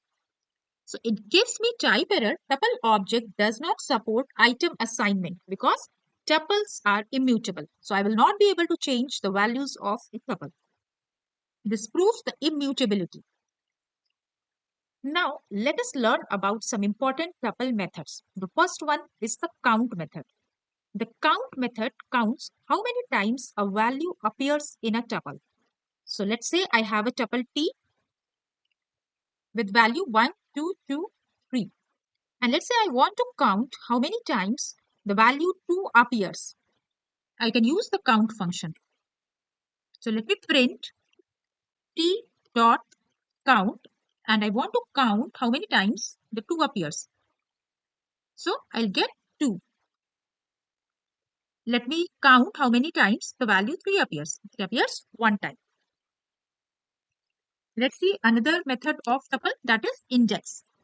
Index method tells us where the value is located in the tuple. It returns the index position of the first occurrence of a value. So let us take an example of a tuple. So I have a tuple numbers 10, 20, 30, 20 and 40. Let me print the index of the value 20. How will I do that? Print numbers dot index function, and in the parenthesis I can give the value whose index I want to know. Execute. So index of 20 is 1. 0 is the index of 10. 1 is the index of 20. So it will return the first occurrence, index of the first occurrence of 20. So first there are 20 present 2 times, but it will take the first occurrence of 20 and return its index, which is 1. And if the value does not exist, what will happen? Let us try it. Let us say I want to know the index of 200. 200 is not present in this tuple. What will happen? It says the value is not in tuple. X not in tuple. So we will get an error if we are trying to find the index of a value which is not there in the tuple. So always make sure the value exists before using the index function. Let's take another example of a tuple having strings. So I have a tuple called names and I have the value Ram, Shyam, Ram, Amit. Now let us count how many times Ram is present in this tuple. So names.count Ram, I get value 2 because Ram is present 2 times in this tuple. Let us check index of Amit. So names.index Amit. So it will return the index of Amit. Amit is present at index 3, 0, 1, 2 and 3. So these functions also work for string data types in tuple. Now let us look at another important concept in tuple, that is packing and unpacking. What is tuple packing? Tuple packing means grouping multiple values into single tuple. Python automatically packs values into a tuple without us explicitly writing brackets. Let us see the example. Data equal to 10, 20, 30. Here I have not used brackets. Still, if I print the data and the type of data, I will get a tuple. Even without parentheses, Python creates a tuple. When Python groups values together, it is called tuple packing. Let us see tuple packing with different data types. Let's create a info variable and assign different values to it. So Rahul is a string, 21 is integer, Python is again string. So multiple data types and I have not used parentheses. Let us print the info and let us also print the type of info and execute. So even if it is a different data types, Python is able to pack it. So tuples can pack integer, strings, float and mixed data types as well. This is tuple packing. Now, what is tuple unpacking? Tuple unpacking means assigning tuple values to multiple variables in one line. Tuple unpacking separates values of tuple into individual variables. Let us take the example info here. Let's add parenthesis. Now, if I want to have the value Rahul in a name variable, the value 21 into age variable and value Python into a course variable, how will I do? I can simply write name, comma age, comma course and equal to info. And if I try to print name and print age and print course variable, what will happen? It will give me Rahul, 21, Python respectively. So the important rule of tuple unpacking is the number of variables must match the number of tuple elements. Otherwise, Python will give a value error. Let us try that. If I have two variables A and B and in the tuple I have, let's say, 3 values, what will happen? Let us execute. So it says too many values to unpack because in the tuple we had 3 values but we had given only 2 variables. That is why Python raises value error. So this is all with respect to tuple data type. Now it's some hands-on time. Please solve all these questions on tuple data type and in case of any issue or query, do let me know in the comments section. In this video, we are going to learn about another important data type in Python called set.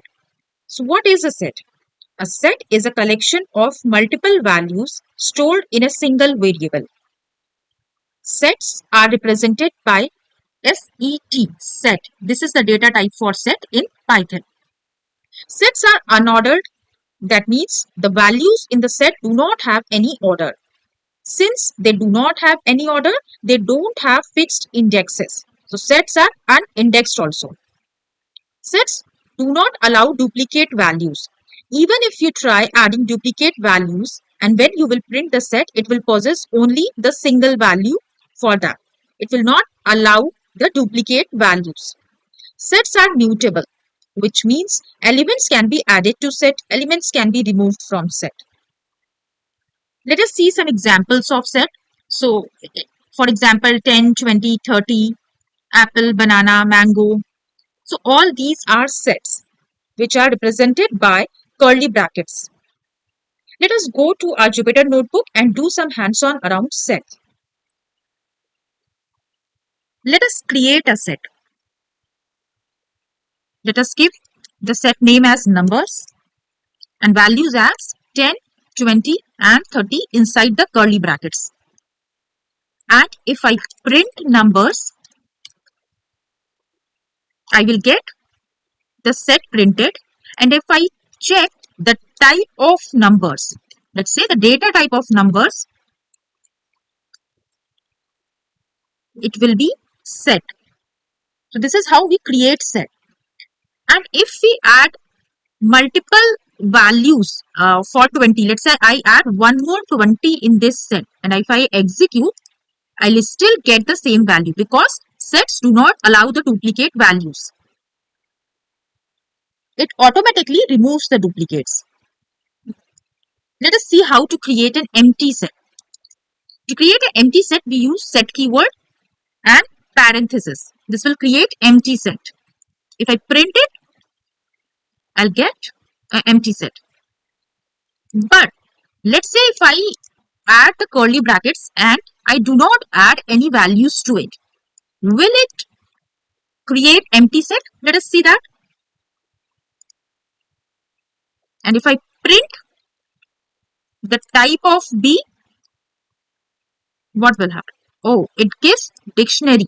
However, if I print the type of A here, I get a set, which means if I want to create an empty set, I will use set keyword with parenthesis.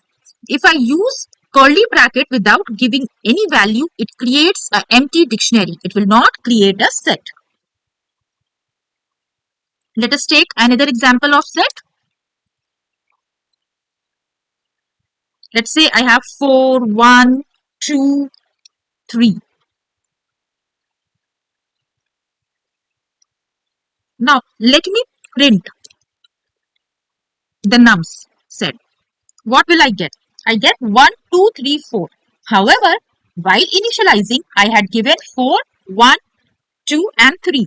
Since sets do not maintain the order, sets are unordered. So even if you give a particular sequence of values, it will automatically adjust itself according to the set. It will not retain that order because sets are unordered. Let us see if I can access the elements of set using indexes. I get an error because num is not defined. Let me correct the variable name nums. So it gets set object is not subscribable, which means sets are not indexed. They do not support indexing because sets are unordered. There is no particular order of the elements inside the set. Therefore, we do not have the specific indexes of the elements. Since there are no indexes in the elements, we cannot access the elements with indexes. This proves sets are unindexed. Let's see some methods around set. Adding elements. How do we add elements in a set? By using add keyword. So I have my num set. Let me reinitialize it here so that it is clear. Let's say I have 4, 1, 2, and 3, and I want to add a value 5 to it. How will I do? Nums dot add and the value 5. And if I print my nums variable, I will get the 5 element added.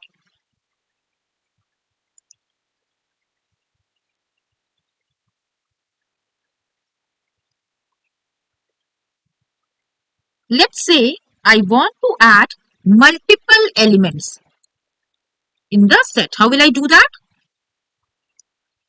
I can do that using update function. So nums dot update, and inside the update function I can give an array of values which I want to, a list of values which I want to add. So if I print it, 6 and 7 are added. So this proves sets are mutable. We can add elements to the set. Let us see removing the elements.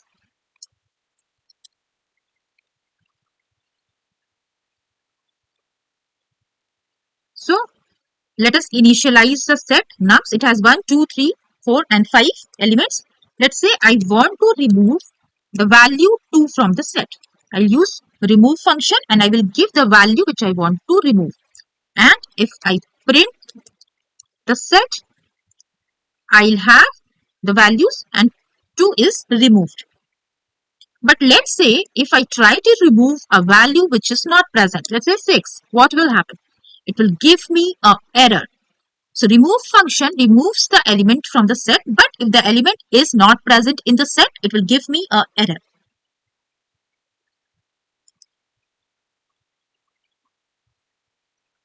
There is one more way of removing the elements from the set, which is using discard function.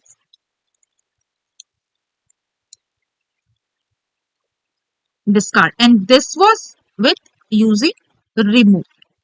So what discard function does, it will remove the element from the set, but if the element is not present, it will not give error. So if I print nums, so it has removed the element 1 from the set.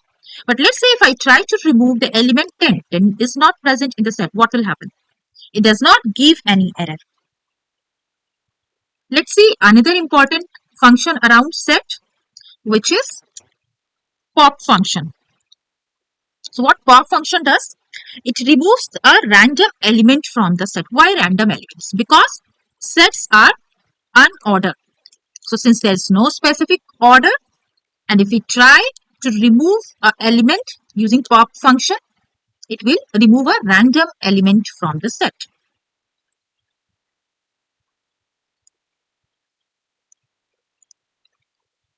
So I'm printing the num set. Let us see what happens.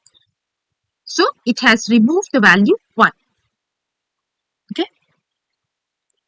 So these are various functions or methods around set. Let us see some operations around set. Let us give the heading as set operations. Let's make it as markdown. You still remember we did this to give the heading and execute. So we get the heading as set operations. Okay.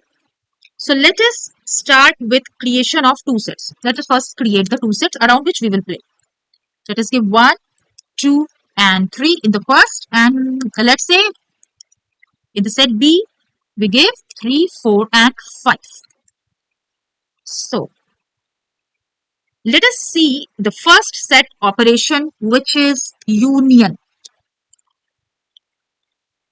So what union does, it combines all the elements from both the sets and removes duplicates. What does that mean?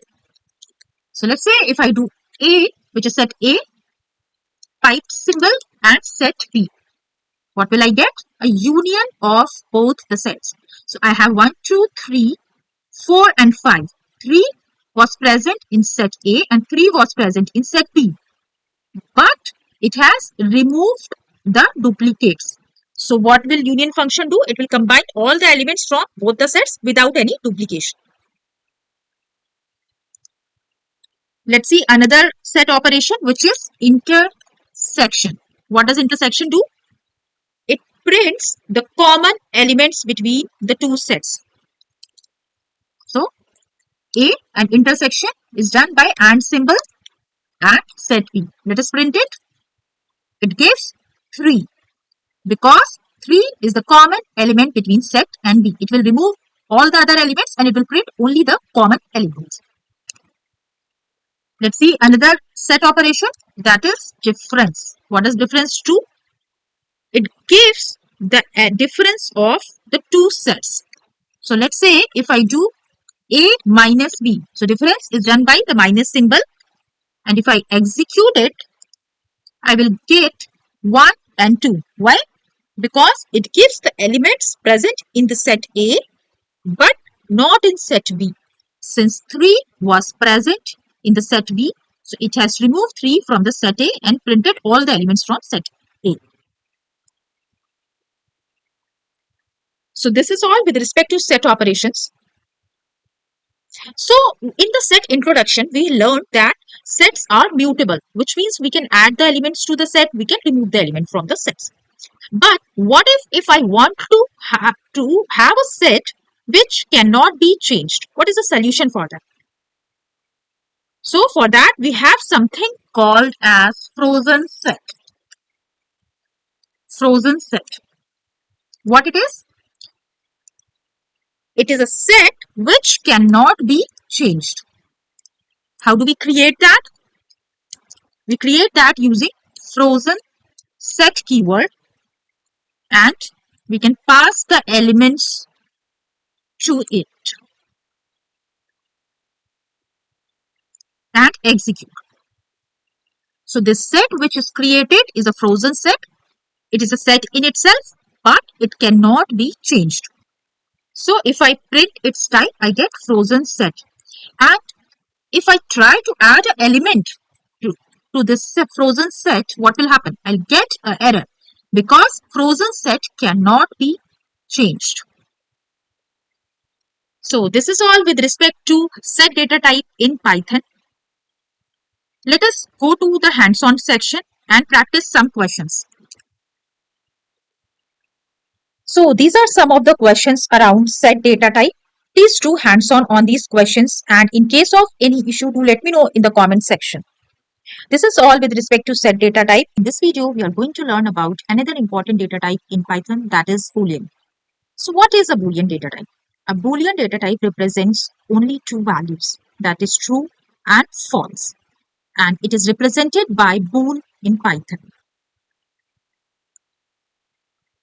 Let's go to our Jupyter Notebook and do some hands-on around Boolean data type. Let us see how to create a Boolean data type. Let's say I have x and I assign the value true to the x.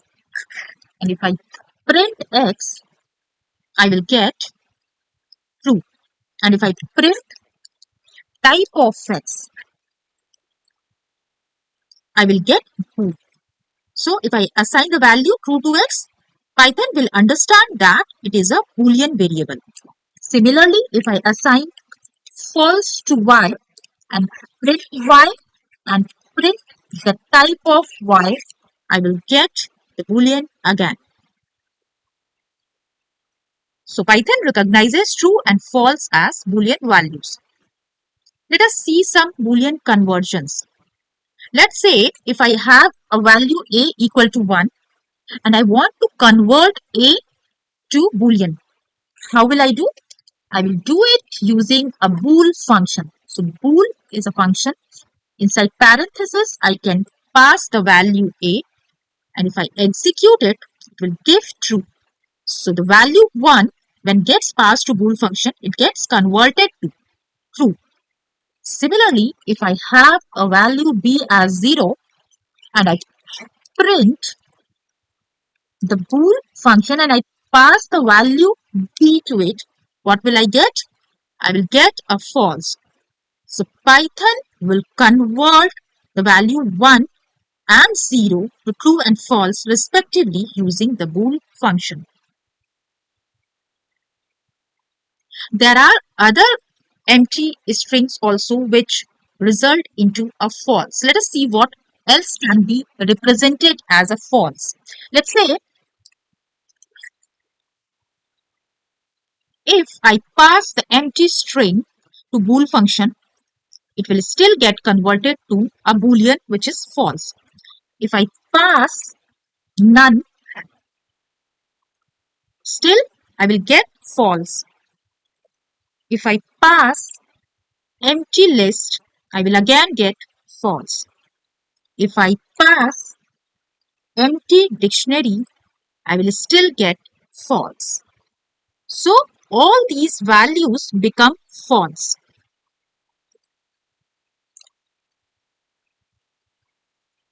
And mostly, apart from these values, usually the other values will become true. So this is all with respect to Boolean data type in Python. In this video, we are going to learn about arithmetic operators. So what are arithmetic operators? Arithmetic operators are used to perform mathematical calculations. For example, addition, subtraction, multiplication, division, and so on. These are various arithmetic operators which Python supports. Now let us understand each one of them in detail with example. Let's go back to our Jupyter notebook. Let's create a new IPYNB file for arithmetic operators. Let us rename it as arithmetic operator and rename. So let us see the first arithmetic operator for addition. So let's say I have a variable a which is equal to 10 and variable b which is equal to 5. So to add these two variables, we can do a plus b. Like we do in mathematics, the syntax works in Python as well. So we get 50. Let's see subtraction. Print a minus b, the way we do in maths. Python supports these symbols. So we get 5. Let's see multiplication. Multiplication is done using asterisks. So a asterisk b, we get 50. Let's see division. So print a slash b. For division, we use slash. And the output is 2.0. So when we do division in Python, it always returns a float value. That is a decimal value. We will have a decimal in the output. Let's see something called as floor division. In the previous videos, we learned about floor division. But since we are discussing arithmetic operators, let's cover this. So floor division removes decimal part and gives integer result. What does that mean? Let's say I do 10 slash slash 3. So floor division is done by using symbol double slash. And if I execute it, I get 3. So floor division removes the decimal part and it returns only the integer result. If I would have done the division, let me do the division here, 10 slash 3. What will I get? I will get 3.33 and so on. I will also get the decimal values, right? But in floor division, these decimal values are dropped off and the output is only the integer value. So this is floor division. Let's say another arithmetic operator for modulus. What is modulus? It gives the remainder. Okay. Let us execute it. Let's say we have 10 percentage. Modulus is represented by percentage. What will we get? 1. Why? Because if we divide 10 by 3, the remainder is 1. So modulus operators gives us the remainder. Let's see another arithmetic operator, that is exponent. Exponent. Let's give print. Let's say we give 2. An exponent is represented by double asterisk. Double asterisk 3. What will be the output? It's 8. Why? Because exponent will multiply the value the same number of times. For example, this 2 exponent 3 is equal to 2 into 2 into 2, which is 8. Or in mathematics, we have learned it as power. So 2 to the power 3, which is 2 into 2 into 2, which is 8. So in Python, we do it by double asterisk symbol. So this is all with respect to arithmetic operators in Python. In the next video, we are going to learn another important concept, which is comparison operators in Python. Thanks for watching. Now it's hands-on time. These are a set of questions around arithmetic operators. Please do the hands-on on these questions and do let me know in the comment section in case you face any difficulty. So this is all with respect to arithmetic operators in Python. In this video, we are going to learn about comparison operators in Python. Imagine you scored 85 marks and your friend scored 90 marks. Now the question is, who scored more? Or let's say you go shopping and see two phones. One costs 15,000 and another costs 20,000. Which is the cheaper one? In real life, we compare things all the time. And in Python, we do the same using something called as comparison operators. So what are comparison operators? Comparison operators are used to compare two values and the result is always either true or false, just like in real life. So let's say, is 10 greater than 5? Yes, it is true. Is 3 equal to 7? No, it is false. So in Python, we do these comparisons using special symbols. So these are the special symbols: equal to, not equal to, greater than, less than, greater than or equal to, less than or equal to. Let us see each one of them in detail with some examples. Let us go back to our Jupyter notebook. Let us create a new notebook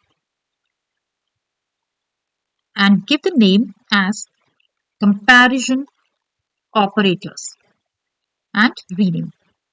So first operator which we are going to see is equal to, which is double equals. So it checks if two values are equal or not. For example, if I print 5 double equal to 5, I will get true. And if I print 5 double equal to 6, I will get false. So the comparison operator equal to compares if the two values are equal or not equal. If they are equal, it will give true, otherwise it will give false. Let's see another comparison operator, which is not equal to. Not equal to. So exclamation mark equal to is the symbol for not equal. If I print 5 not equal to 3, it will give true because 5 is not equal to 3. And if I give 5 in place of 3, what will happen? It will give false because 5 is equal to 5. And here we are comparing 5 is not equal to 5. That is why we are getting false. Let's see third comparison operator, which is greater than. So let's say print 10 greater than 5, we get true. And if I make this 5 as 15, we'll get false. The next comparison operator is less than. So if I print 2 less than 8, I'll get true.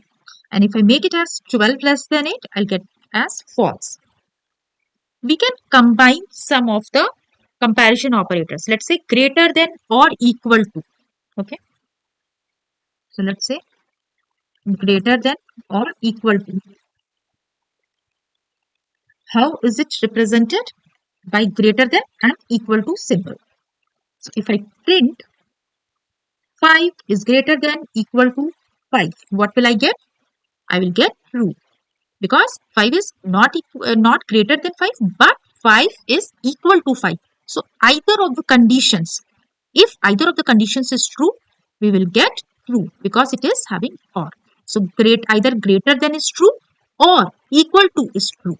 Either one of the two is true, then also we will get true. If both are true, then we will get true.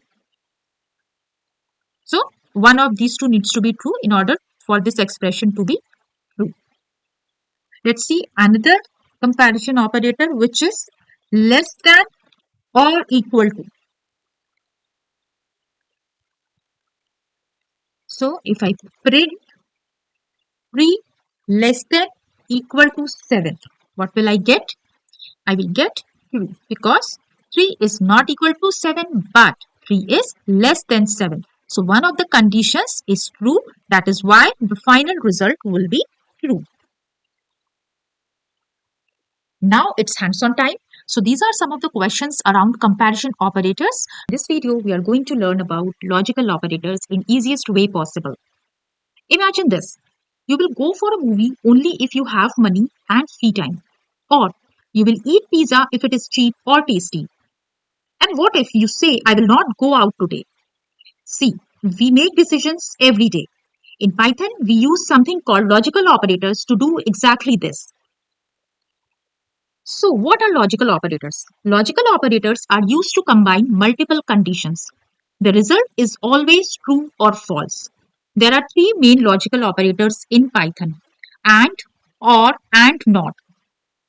Think of them as decision makers. Let us see each of the logical operators in detail. So, the first logical operator is AND. AND is used to combine two conditions. And if both the conditions are true, then only the end result will be true. If any or one of the condition is false, then the result will be false. So let us see.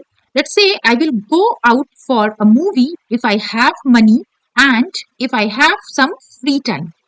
So I have two conditions, money and free time. If both of them will be there with me, then only I will go for movie, otherwise not. So this is AND condition. Money and free time.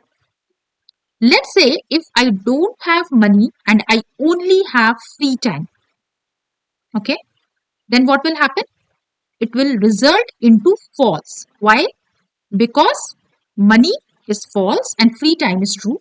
So when these two conditions combined by AND, the end result is false. So if I don't have money and I have free time, then the end result is false. And let's say if I have money but I don't have free time, still I will not be able to go for movie and hence the result will be false. And lastly, if I don't have money and I don't have free time also, then also I will not be able to go for movie. So AND condition is true only when both of the conditions are true.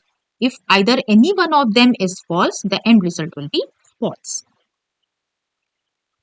Let's go back to our Jupyter notebook and do some hands-on around AND logical operator. Let me create a new IPYNB file and give the name as logical operators. Rename. So we are going to practice AND operator. So let's see how do we do in Python. Let's say I have two conditions. 10 is greater than 3 and 8 is greater than 2. And I have an AND operator between them. So if I execute, I get true. Why? Because 10 is greater than 3 is true and 8 is greater than 2 is also true. And we learn in AND operator, if both of the conditions are true, the end result is true. If either one of them is false, let's say if I say 1 is greater than 3, which is false, and 8 is greater than 2, which is true, the end result will be false. Okay? And vice versa, if I do 1 is greater than 2 on the right hand side, then also it is false. And if both the conditions are false, still I will get false. I will get true only if either of the conditions, like both of the conditions are true. If both of the conditions are true, then only I will get true in AND logical operator. Let's see another logical operator, which is OR operator. So OR operator combines two conditions, and if any of those conditions is true, any one of those conditions is true, then the end result is true. So for example, let's say I will go for movie either on weekend or if I finish my work early. So either of the two conditions is true, then I will go for movie. If it is a weekend, I will go for movie, or if I am able to finish my work early, then I will go for movie. So if there is a weekend, and if it is a weekend and I'm not able to finish my work early, then also I'll go for movie because it is weekend. Okay. But if it is not weekend and I am able to finish my work early, then also I'll go for movie. Or if that it is a weekend and I'm able to finish my work early also, then also I'll go for movie. It will be true. The last condition, it is neither weekend nor I'm able to finish my work early, then I will not go for movie. So in OR operator, if both the conditions are false, then the end result will be false. Otherwise, if both are true or either one of them are true, then it will be true.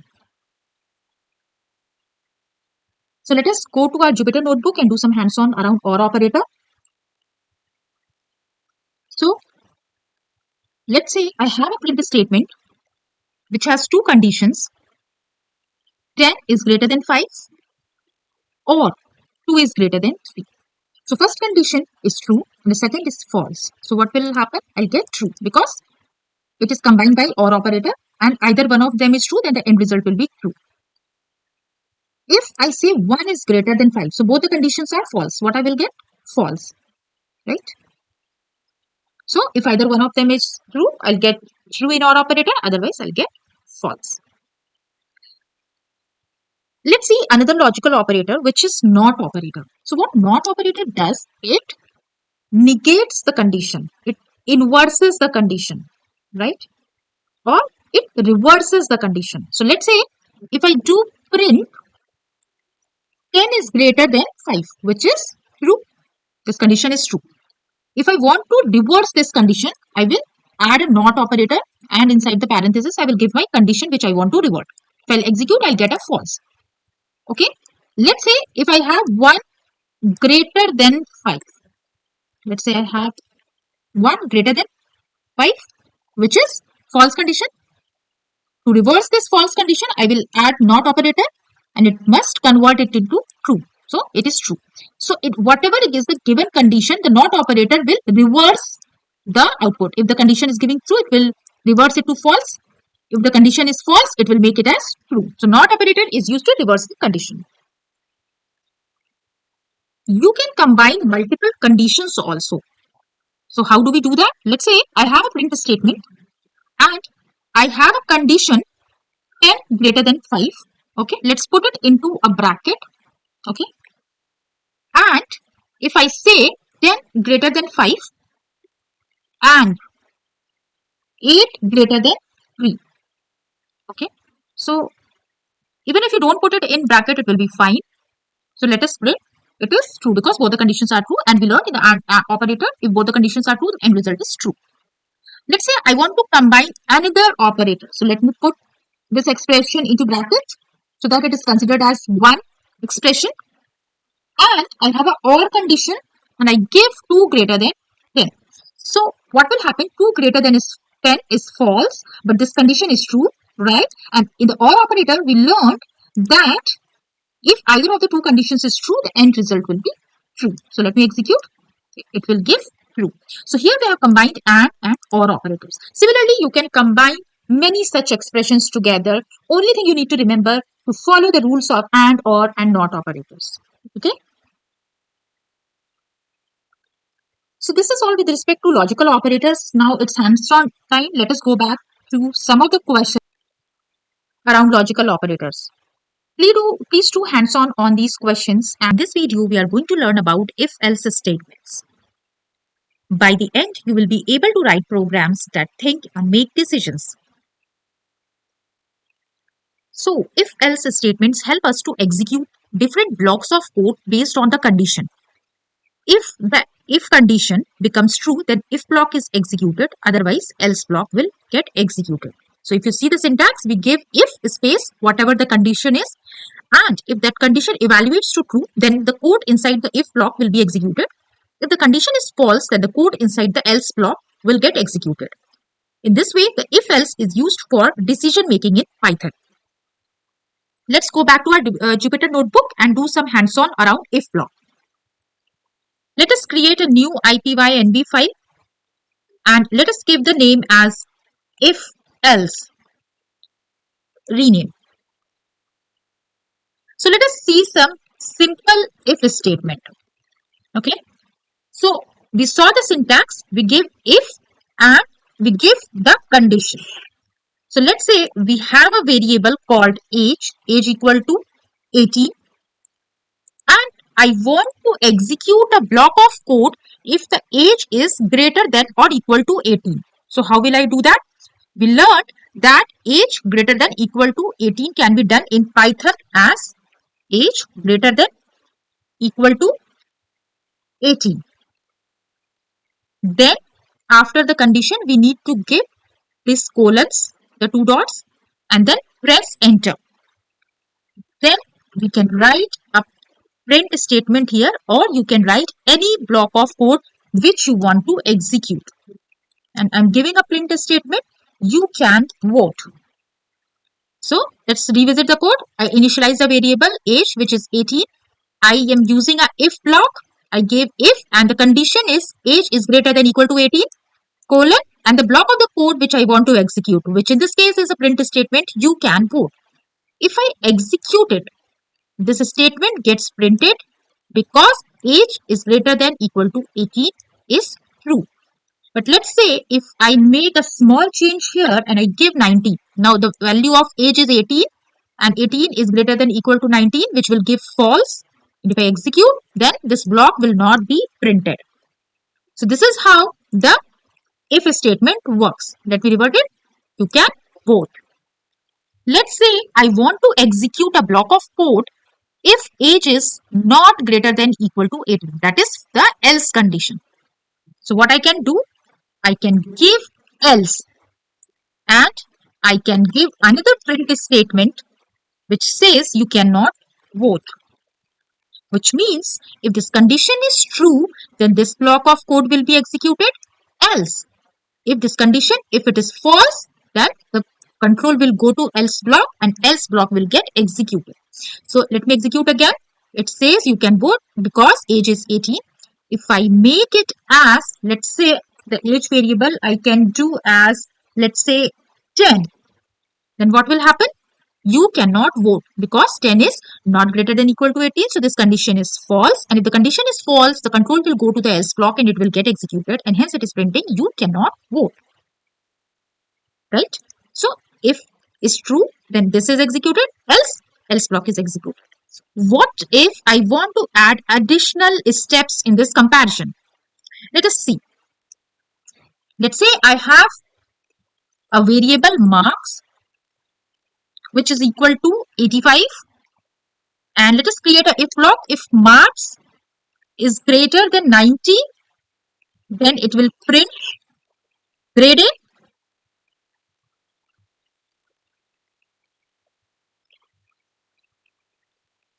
Else, and what I want to do, print, let's say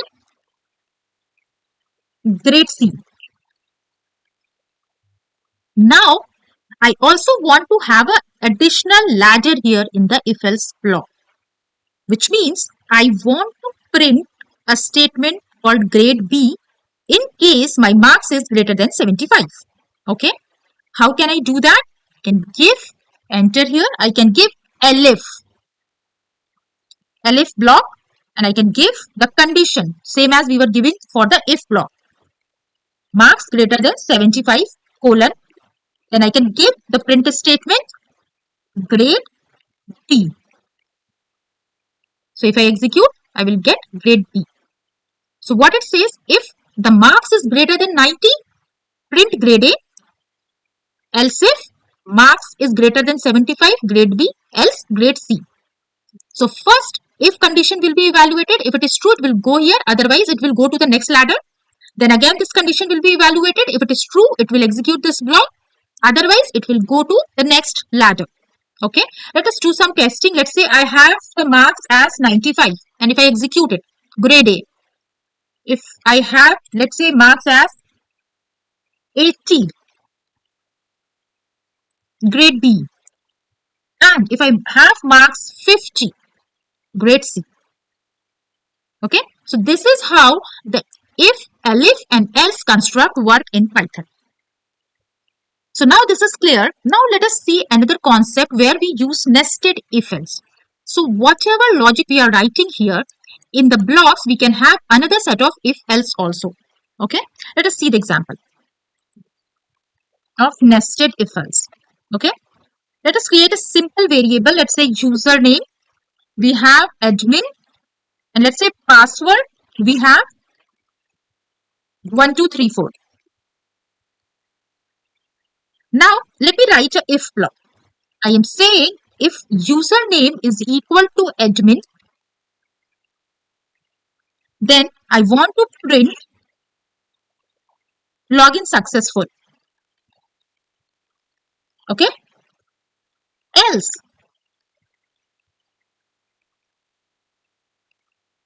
I want to print wrong username. Okay, so what is happening? If I'm matching my username, if username is admin, I will say login successful, else I will print wrong username. So if I execute it, login successful. And if I, in place of admin, if I give, let's say admin 11, it will give wrong username. So my if else is working fine. Now I have to validate my password also in order to say that login is successful or not. On the basis of username only, I will not validate. I will also need to check my password. So what will I do?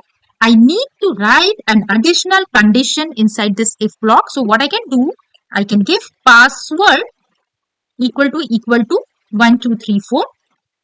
And if my password is also correct, I will give as login successful.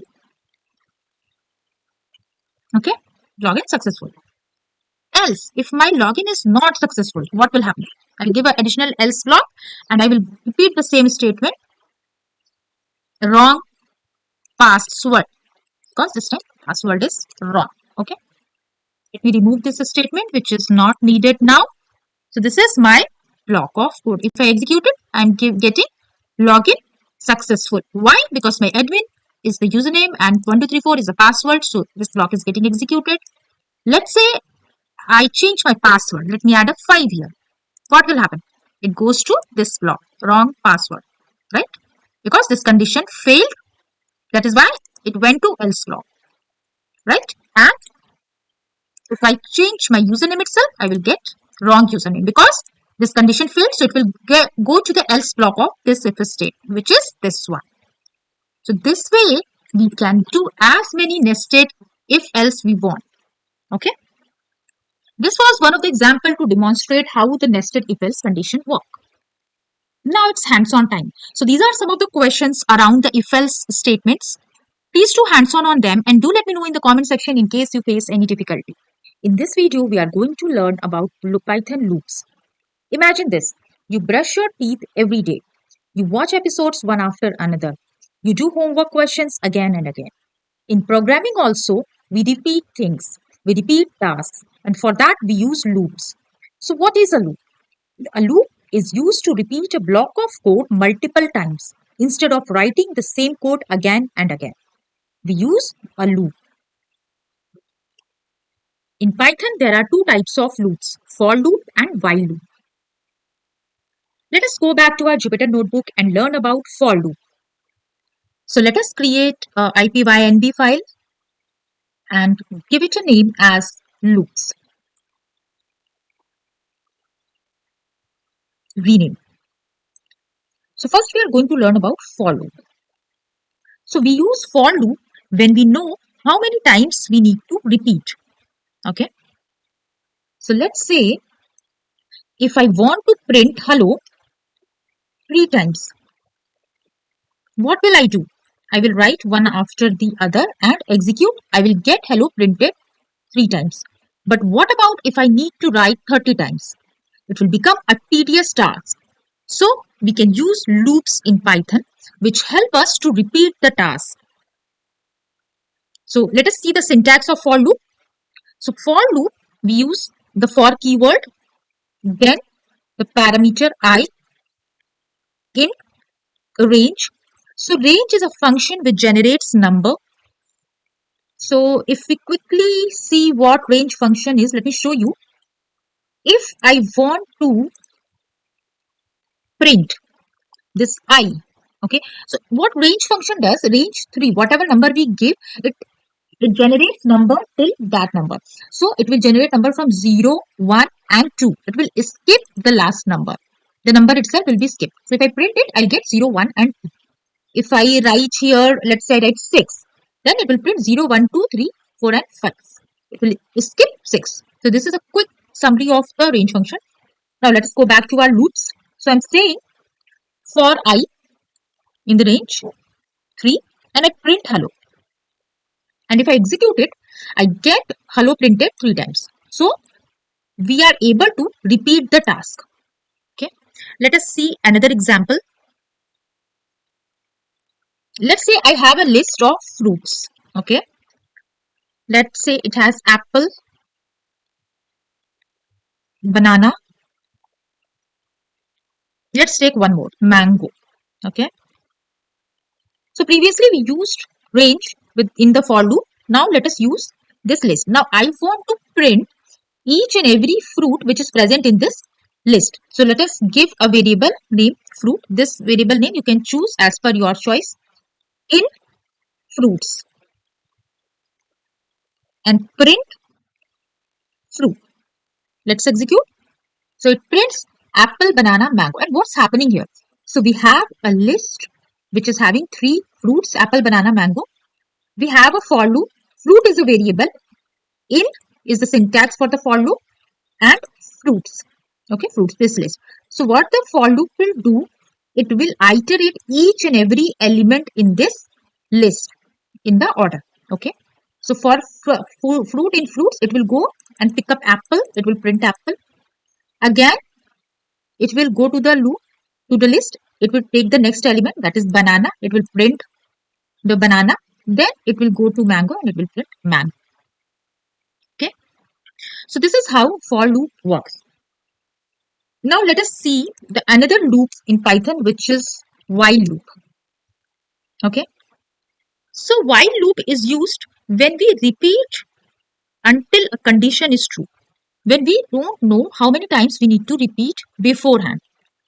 So let us understand this with the help of an example. Let us take a variable 1. Let us take a variable I whose value is 1. And let us write a while loop. So for while loop, we use while keyword. And after while, we give the condition. So let us say the condition is less than equal to 3. So whatever code is written inside this while loop will execute till this condition is true. Once this condition is false, the code will not execute. Let us add the code. Let us say I want to print I.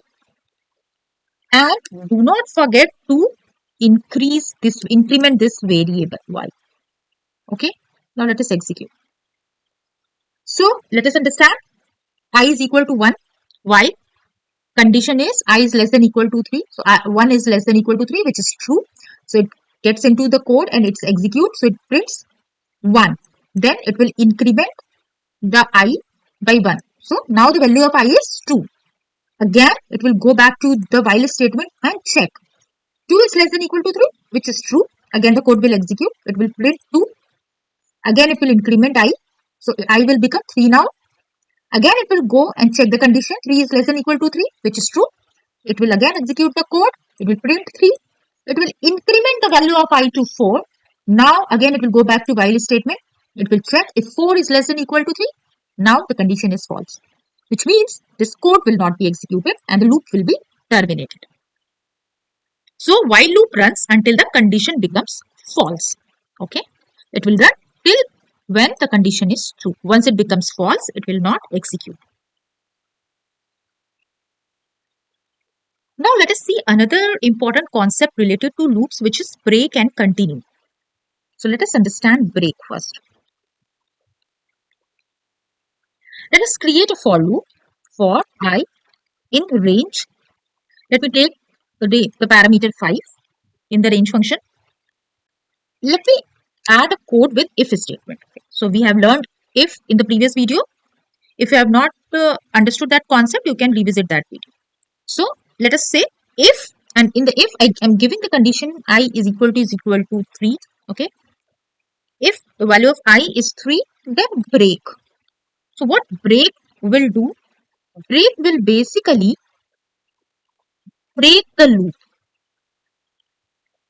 Once this break statement is executed, the control will come out of the loop. What does that mean?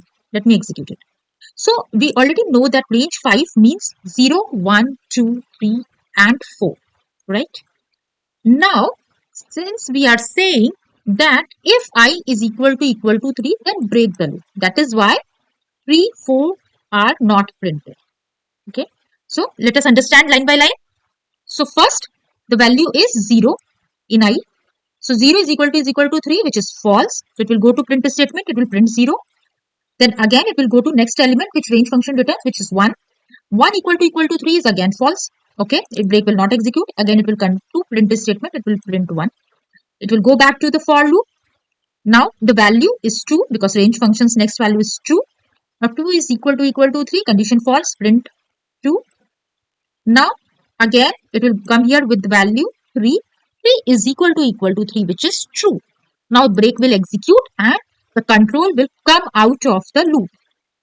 Okay. So if I print here, let's say I give a print statement that loop is over. Okay. So after 2, loop is over because at 3 break was executed. Similar to this, we have another concept which is continue. Continue keyword. Okay. So let us see an example. Let us go for the same for loop I int range 5. Now let me check the condition. If I equal to 2, I will continue. Okay. And let us give a print statement here. I. Let us execute. Okay. So let us understand line by line. So for loop on range 5. So values are 0, 1, 2, 3 and 4. Okay. So the first value of I is 0. So 0 is equal to 2, which is false. So this continue will not execute and it will print 0. Then again, the control will come to the for loop. The next value returned by range function is 1. 1 is equal to 2, again false. Again it will print 1. Again control will come here. The next value is 2. Now 2 is equal to 2, which is true. Okay. Now this continue function will execute. So when the continue function executes, when a continue keyword executes, then the control will come back to the for statement and will skip any further code which is written in the for block. Okay. So once the continue is executed for when y is equal to 2, when 2 is equal to 2, then the control will come again to the for block without printing the value 2. The next value is 3. Again, this condition is false, so print statement will be executed. That is why when I was equal to 2, print did not execute. Hence, we do not see 2 printed here. Okay. So break function the break keyword when executed, it will break the loop. The continue keyword when executed, it will skip the remaining code in the for loop and it will return the control back to the for loop and it will start executing with the next element. Okay. There's something called infinite loop. So in the while loop, we learned that it will execute till the condition is true. So if someone writes this thing, let's say hello. So this condition will always be true and this will become an infinite loop. So don't forget to update the condition. We should always update the condition when we are using while loop. So this is all with respect to loops in Python. Now it's hands-on time. Let us see some practice questions around loops. These are some of the questions for hands-on around loops. Please do practice them and let me know in the comment section if you face any difficulty. In this video, we are going to learn about Python functions. Imagine writing the same code again and again and again. What if I told you Python has a way to use the code like magic? Today you will learn about Python function, which exactly does that. So what is a function? Let us understand this with a real life example. Think of a function like a mixer grinder. You give it ingredients, it processes them. It gives you a result. In Python, a function does exactly that. It takes the input, it does some work, and it returns the output. In simple words, a function is a reusable block of code. Let us see how to create a function. Let us go back to our Jupyter notebook and create an IPYNB file and give it a name as function. Now let us create our first Python function. Def greet parenthesis print, and the message is hello, welcome to Python. Now let us understand what's happening here. So in Python, the function is created with the help of def keyword. So def is used to define the function. Greet is the function name, and parenthesis is used to pass the inputs to this function. In this case, we have not passed any inputs. In case we want to pass inputs, we can use parenthesis, and inside the parenthesis, we can pass the input. And print is the body of this function. Let us execute it. It got executed. But wait, nothing happened yet. It did not print this statement. Why? Because we must call the function in order to execute it. So this is the way we call the function with the name parenthesis, and this statement got printed. Now let's say I want to pass some inputs to this function. I want to print the name of the person also whom we are welcoming. Okay, let's see how we can do that. Def greet parenthesis. In the parenthesis, let us give the name, and we can print hello name. Let us execute it. Let's call this function, and this time we will give a name in the brackets while calling the function because this function accepts name input. Let me give the name as John and execute. Wow, it prints hello John. If I give another name, let's say I give Alex, it prints hello Alex. So my function is accepting the name of the person and it is printing the hello statement with that name. This is how we give parameters to the function. We can give multiple parameters also. Let us see the same example again. Say I want to pass age. Okay. And let's say I want to add another statement. Age. Now let us execute it. Now while calling this function, I need to pass two input parameters. Let's say John, and the age is 20. And if I execute, I get hello John, age 20 printed. Similarly, we can add multiple parameters to the function. So this name and age, these are called parameter. These are function parameter. And the actual values like John, 20, Alex, these are arguments. So this is terminology which we use in Python. These variable names are parameter, and the value which we are passing like John, 20, Alex, these are arguments to the function. Now, so far we have seen that we are passing the arguments, we are printing some statements, but what if we want to return something out of this function? Okay, let us see.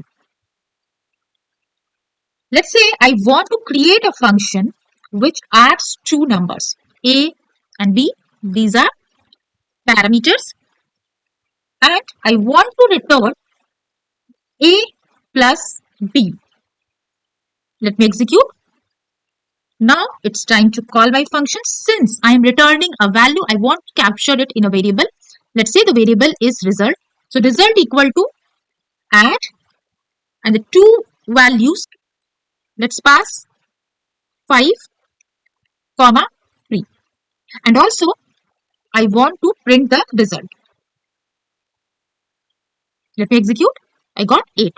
So I passed 5 and 3 as the arguments, and this function is returning the sum of the two numbers, which is 8, which I am able to capture in the result variable because this function is returning, and we are capturing that value, the return value from the function in the variable result, and we are printing the result.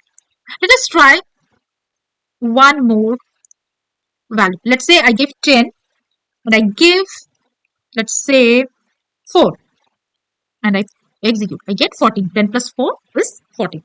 So I am able to return the values from my function. This is all with respect to Python functions. Now it's hands-on time. These are some of the practice questions around functions. Please do hands-on on these questions and do let me know in the comment section if you face any difficulty. In this video, we are going to learn about errors and exception handling. Imagine this. You write a Python program, you run it, and suddenly error. Red text everywhere and program crashes. Now what? Don't worry. Today you will learn how to handle errors like a pro. An error is something that stops your program from running correctly. Let's see one example. Let's say I write print 10 divided by 0, and if I execute it, I get the error. The error is 0 division error because I cannot divide a number by 0, otherwise it will result into an infinite value. So we get error in Python when we divide a number by 0. So let us write one more print statement. My remaining code, let's say here is my remaining code, and if I execute it, since I got error at this line, I will not be able to see the output from my next line because my program crashed over this line itself and hence terminating the execution. It will not go to the next line. Errors are normal in programming. Handling them is important. To handle errors, we can use try and except. Let us see how we will handle this error so that my program does not crash and my remaining code executes as usual. Let us see. So we will use something called as try and except block. In the try, we can give my code which is suspected to give error, okay, which is print 10 divided by 0. And I can give except. So if this line produces a error, then my program will go to the except section. So here I can write a print statement which says error occurred. Let me execute it. I get error occurred. I no longer get the 0 division error, right? And if I have some line of code after this, let's say I have this print statement, and if I execute it, even though this line produced an error, my remaining code will continue the execution. This is the advantage of having try and except block. My program will not crash. My error is handled. Okay. Let us see one more example. Let's say I want to take input from user and I want a number. I'm expecting a number input from the user. So let me write enter number as a message to user. But in case user does not gives a number, if he gives something else, then I should get a error. So let me put the except block here and let me write a print statement saying error occurred.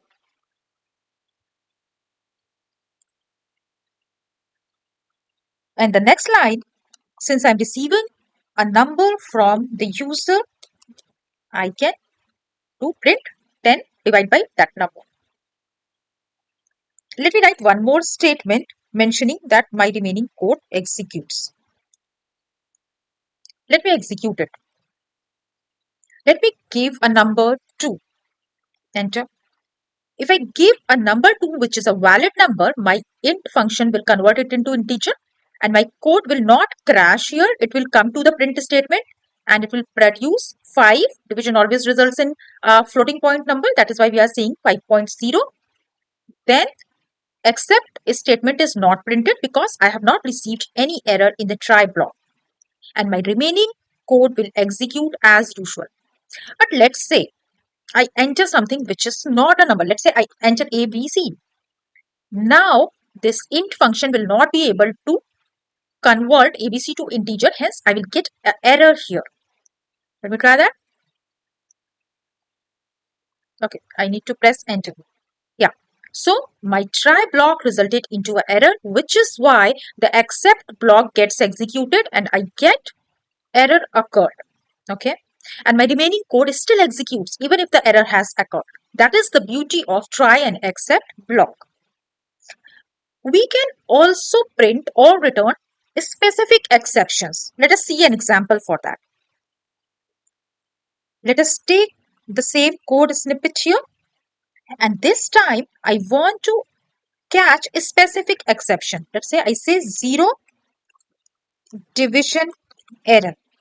So in case the 0 division error occurs, I should get a error, customized error, like cannot divide by 0. Fair enough? But let's say if I get any other error, let's say value error, in case my conversion failed. If I entered ABC here, my conversion or conversion to int will fail. I'll get a value error. Then I should get a message as invalid input because I'm expecting a number. And let me put this remaining code print statement. Now let me execute it. So now let me give a 0 here. Wow, I got the message cannot divide by 0, which is very, very clear to the user that he has entered 0 and 0 cannot be entered because this statement will fail. That is why I'm getting cannot divide by 0. Let me execute once again and let me give my same string so that my conversion fails. And this time I get the message invalid input because Python is expecting a number here so that it can convert to integer. In both the cases, my remaining code will still execute. This is how we handle specific exceptions. So in this try and except block, there are some optional blocks also, which is else and finally. Let us see. Let us take example of the same code block. And let's say in case no error occurred in the try block, in that case, I will want to print a statement that no error has occurred. How can I do that? Just below the except block, I can add else block. So if I can get else, then print the message no error occurred. Okay, because if error will occur, it will either go to this one or this one. In case no error occurs, I want it to print no error occurred. That is why I'm using else block, which will be executed when no error occurred in the try block. So let me execute it. Let me give a valid number. Let's say 2. Now I'm getting this message no error occurred.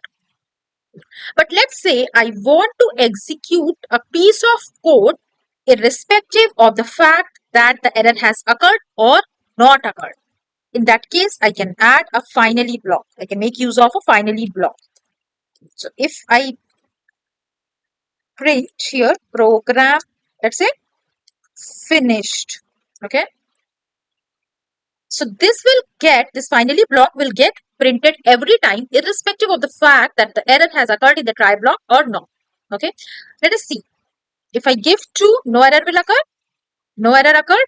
Still my finally block is getting printed. If I execute it again and if I give something which results in error, still my finally block is getting executed. So else and finally are optional. We can make use of it as per need basis. So that is all with respect to errors and exception handling. Now it's hands-on time. These are some of the questions around errors and exception handling. Please do practice them and let me know in the comment section if you face any difficulty.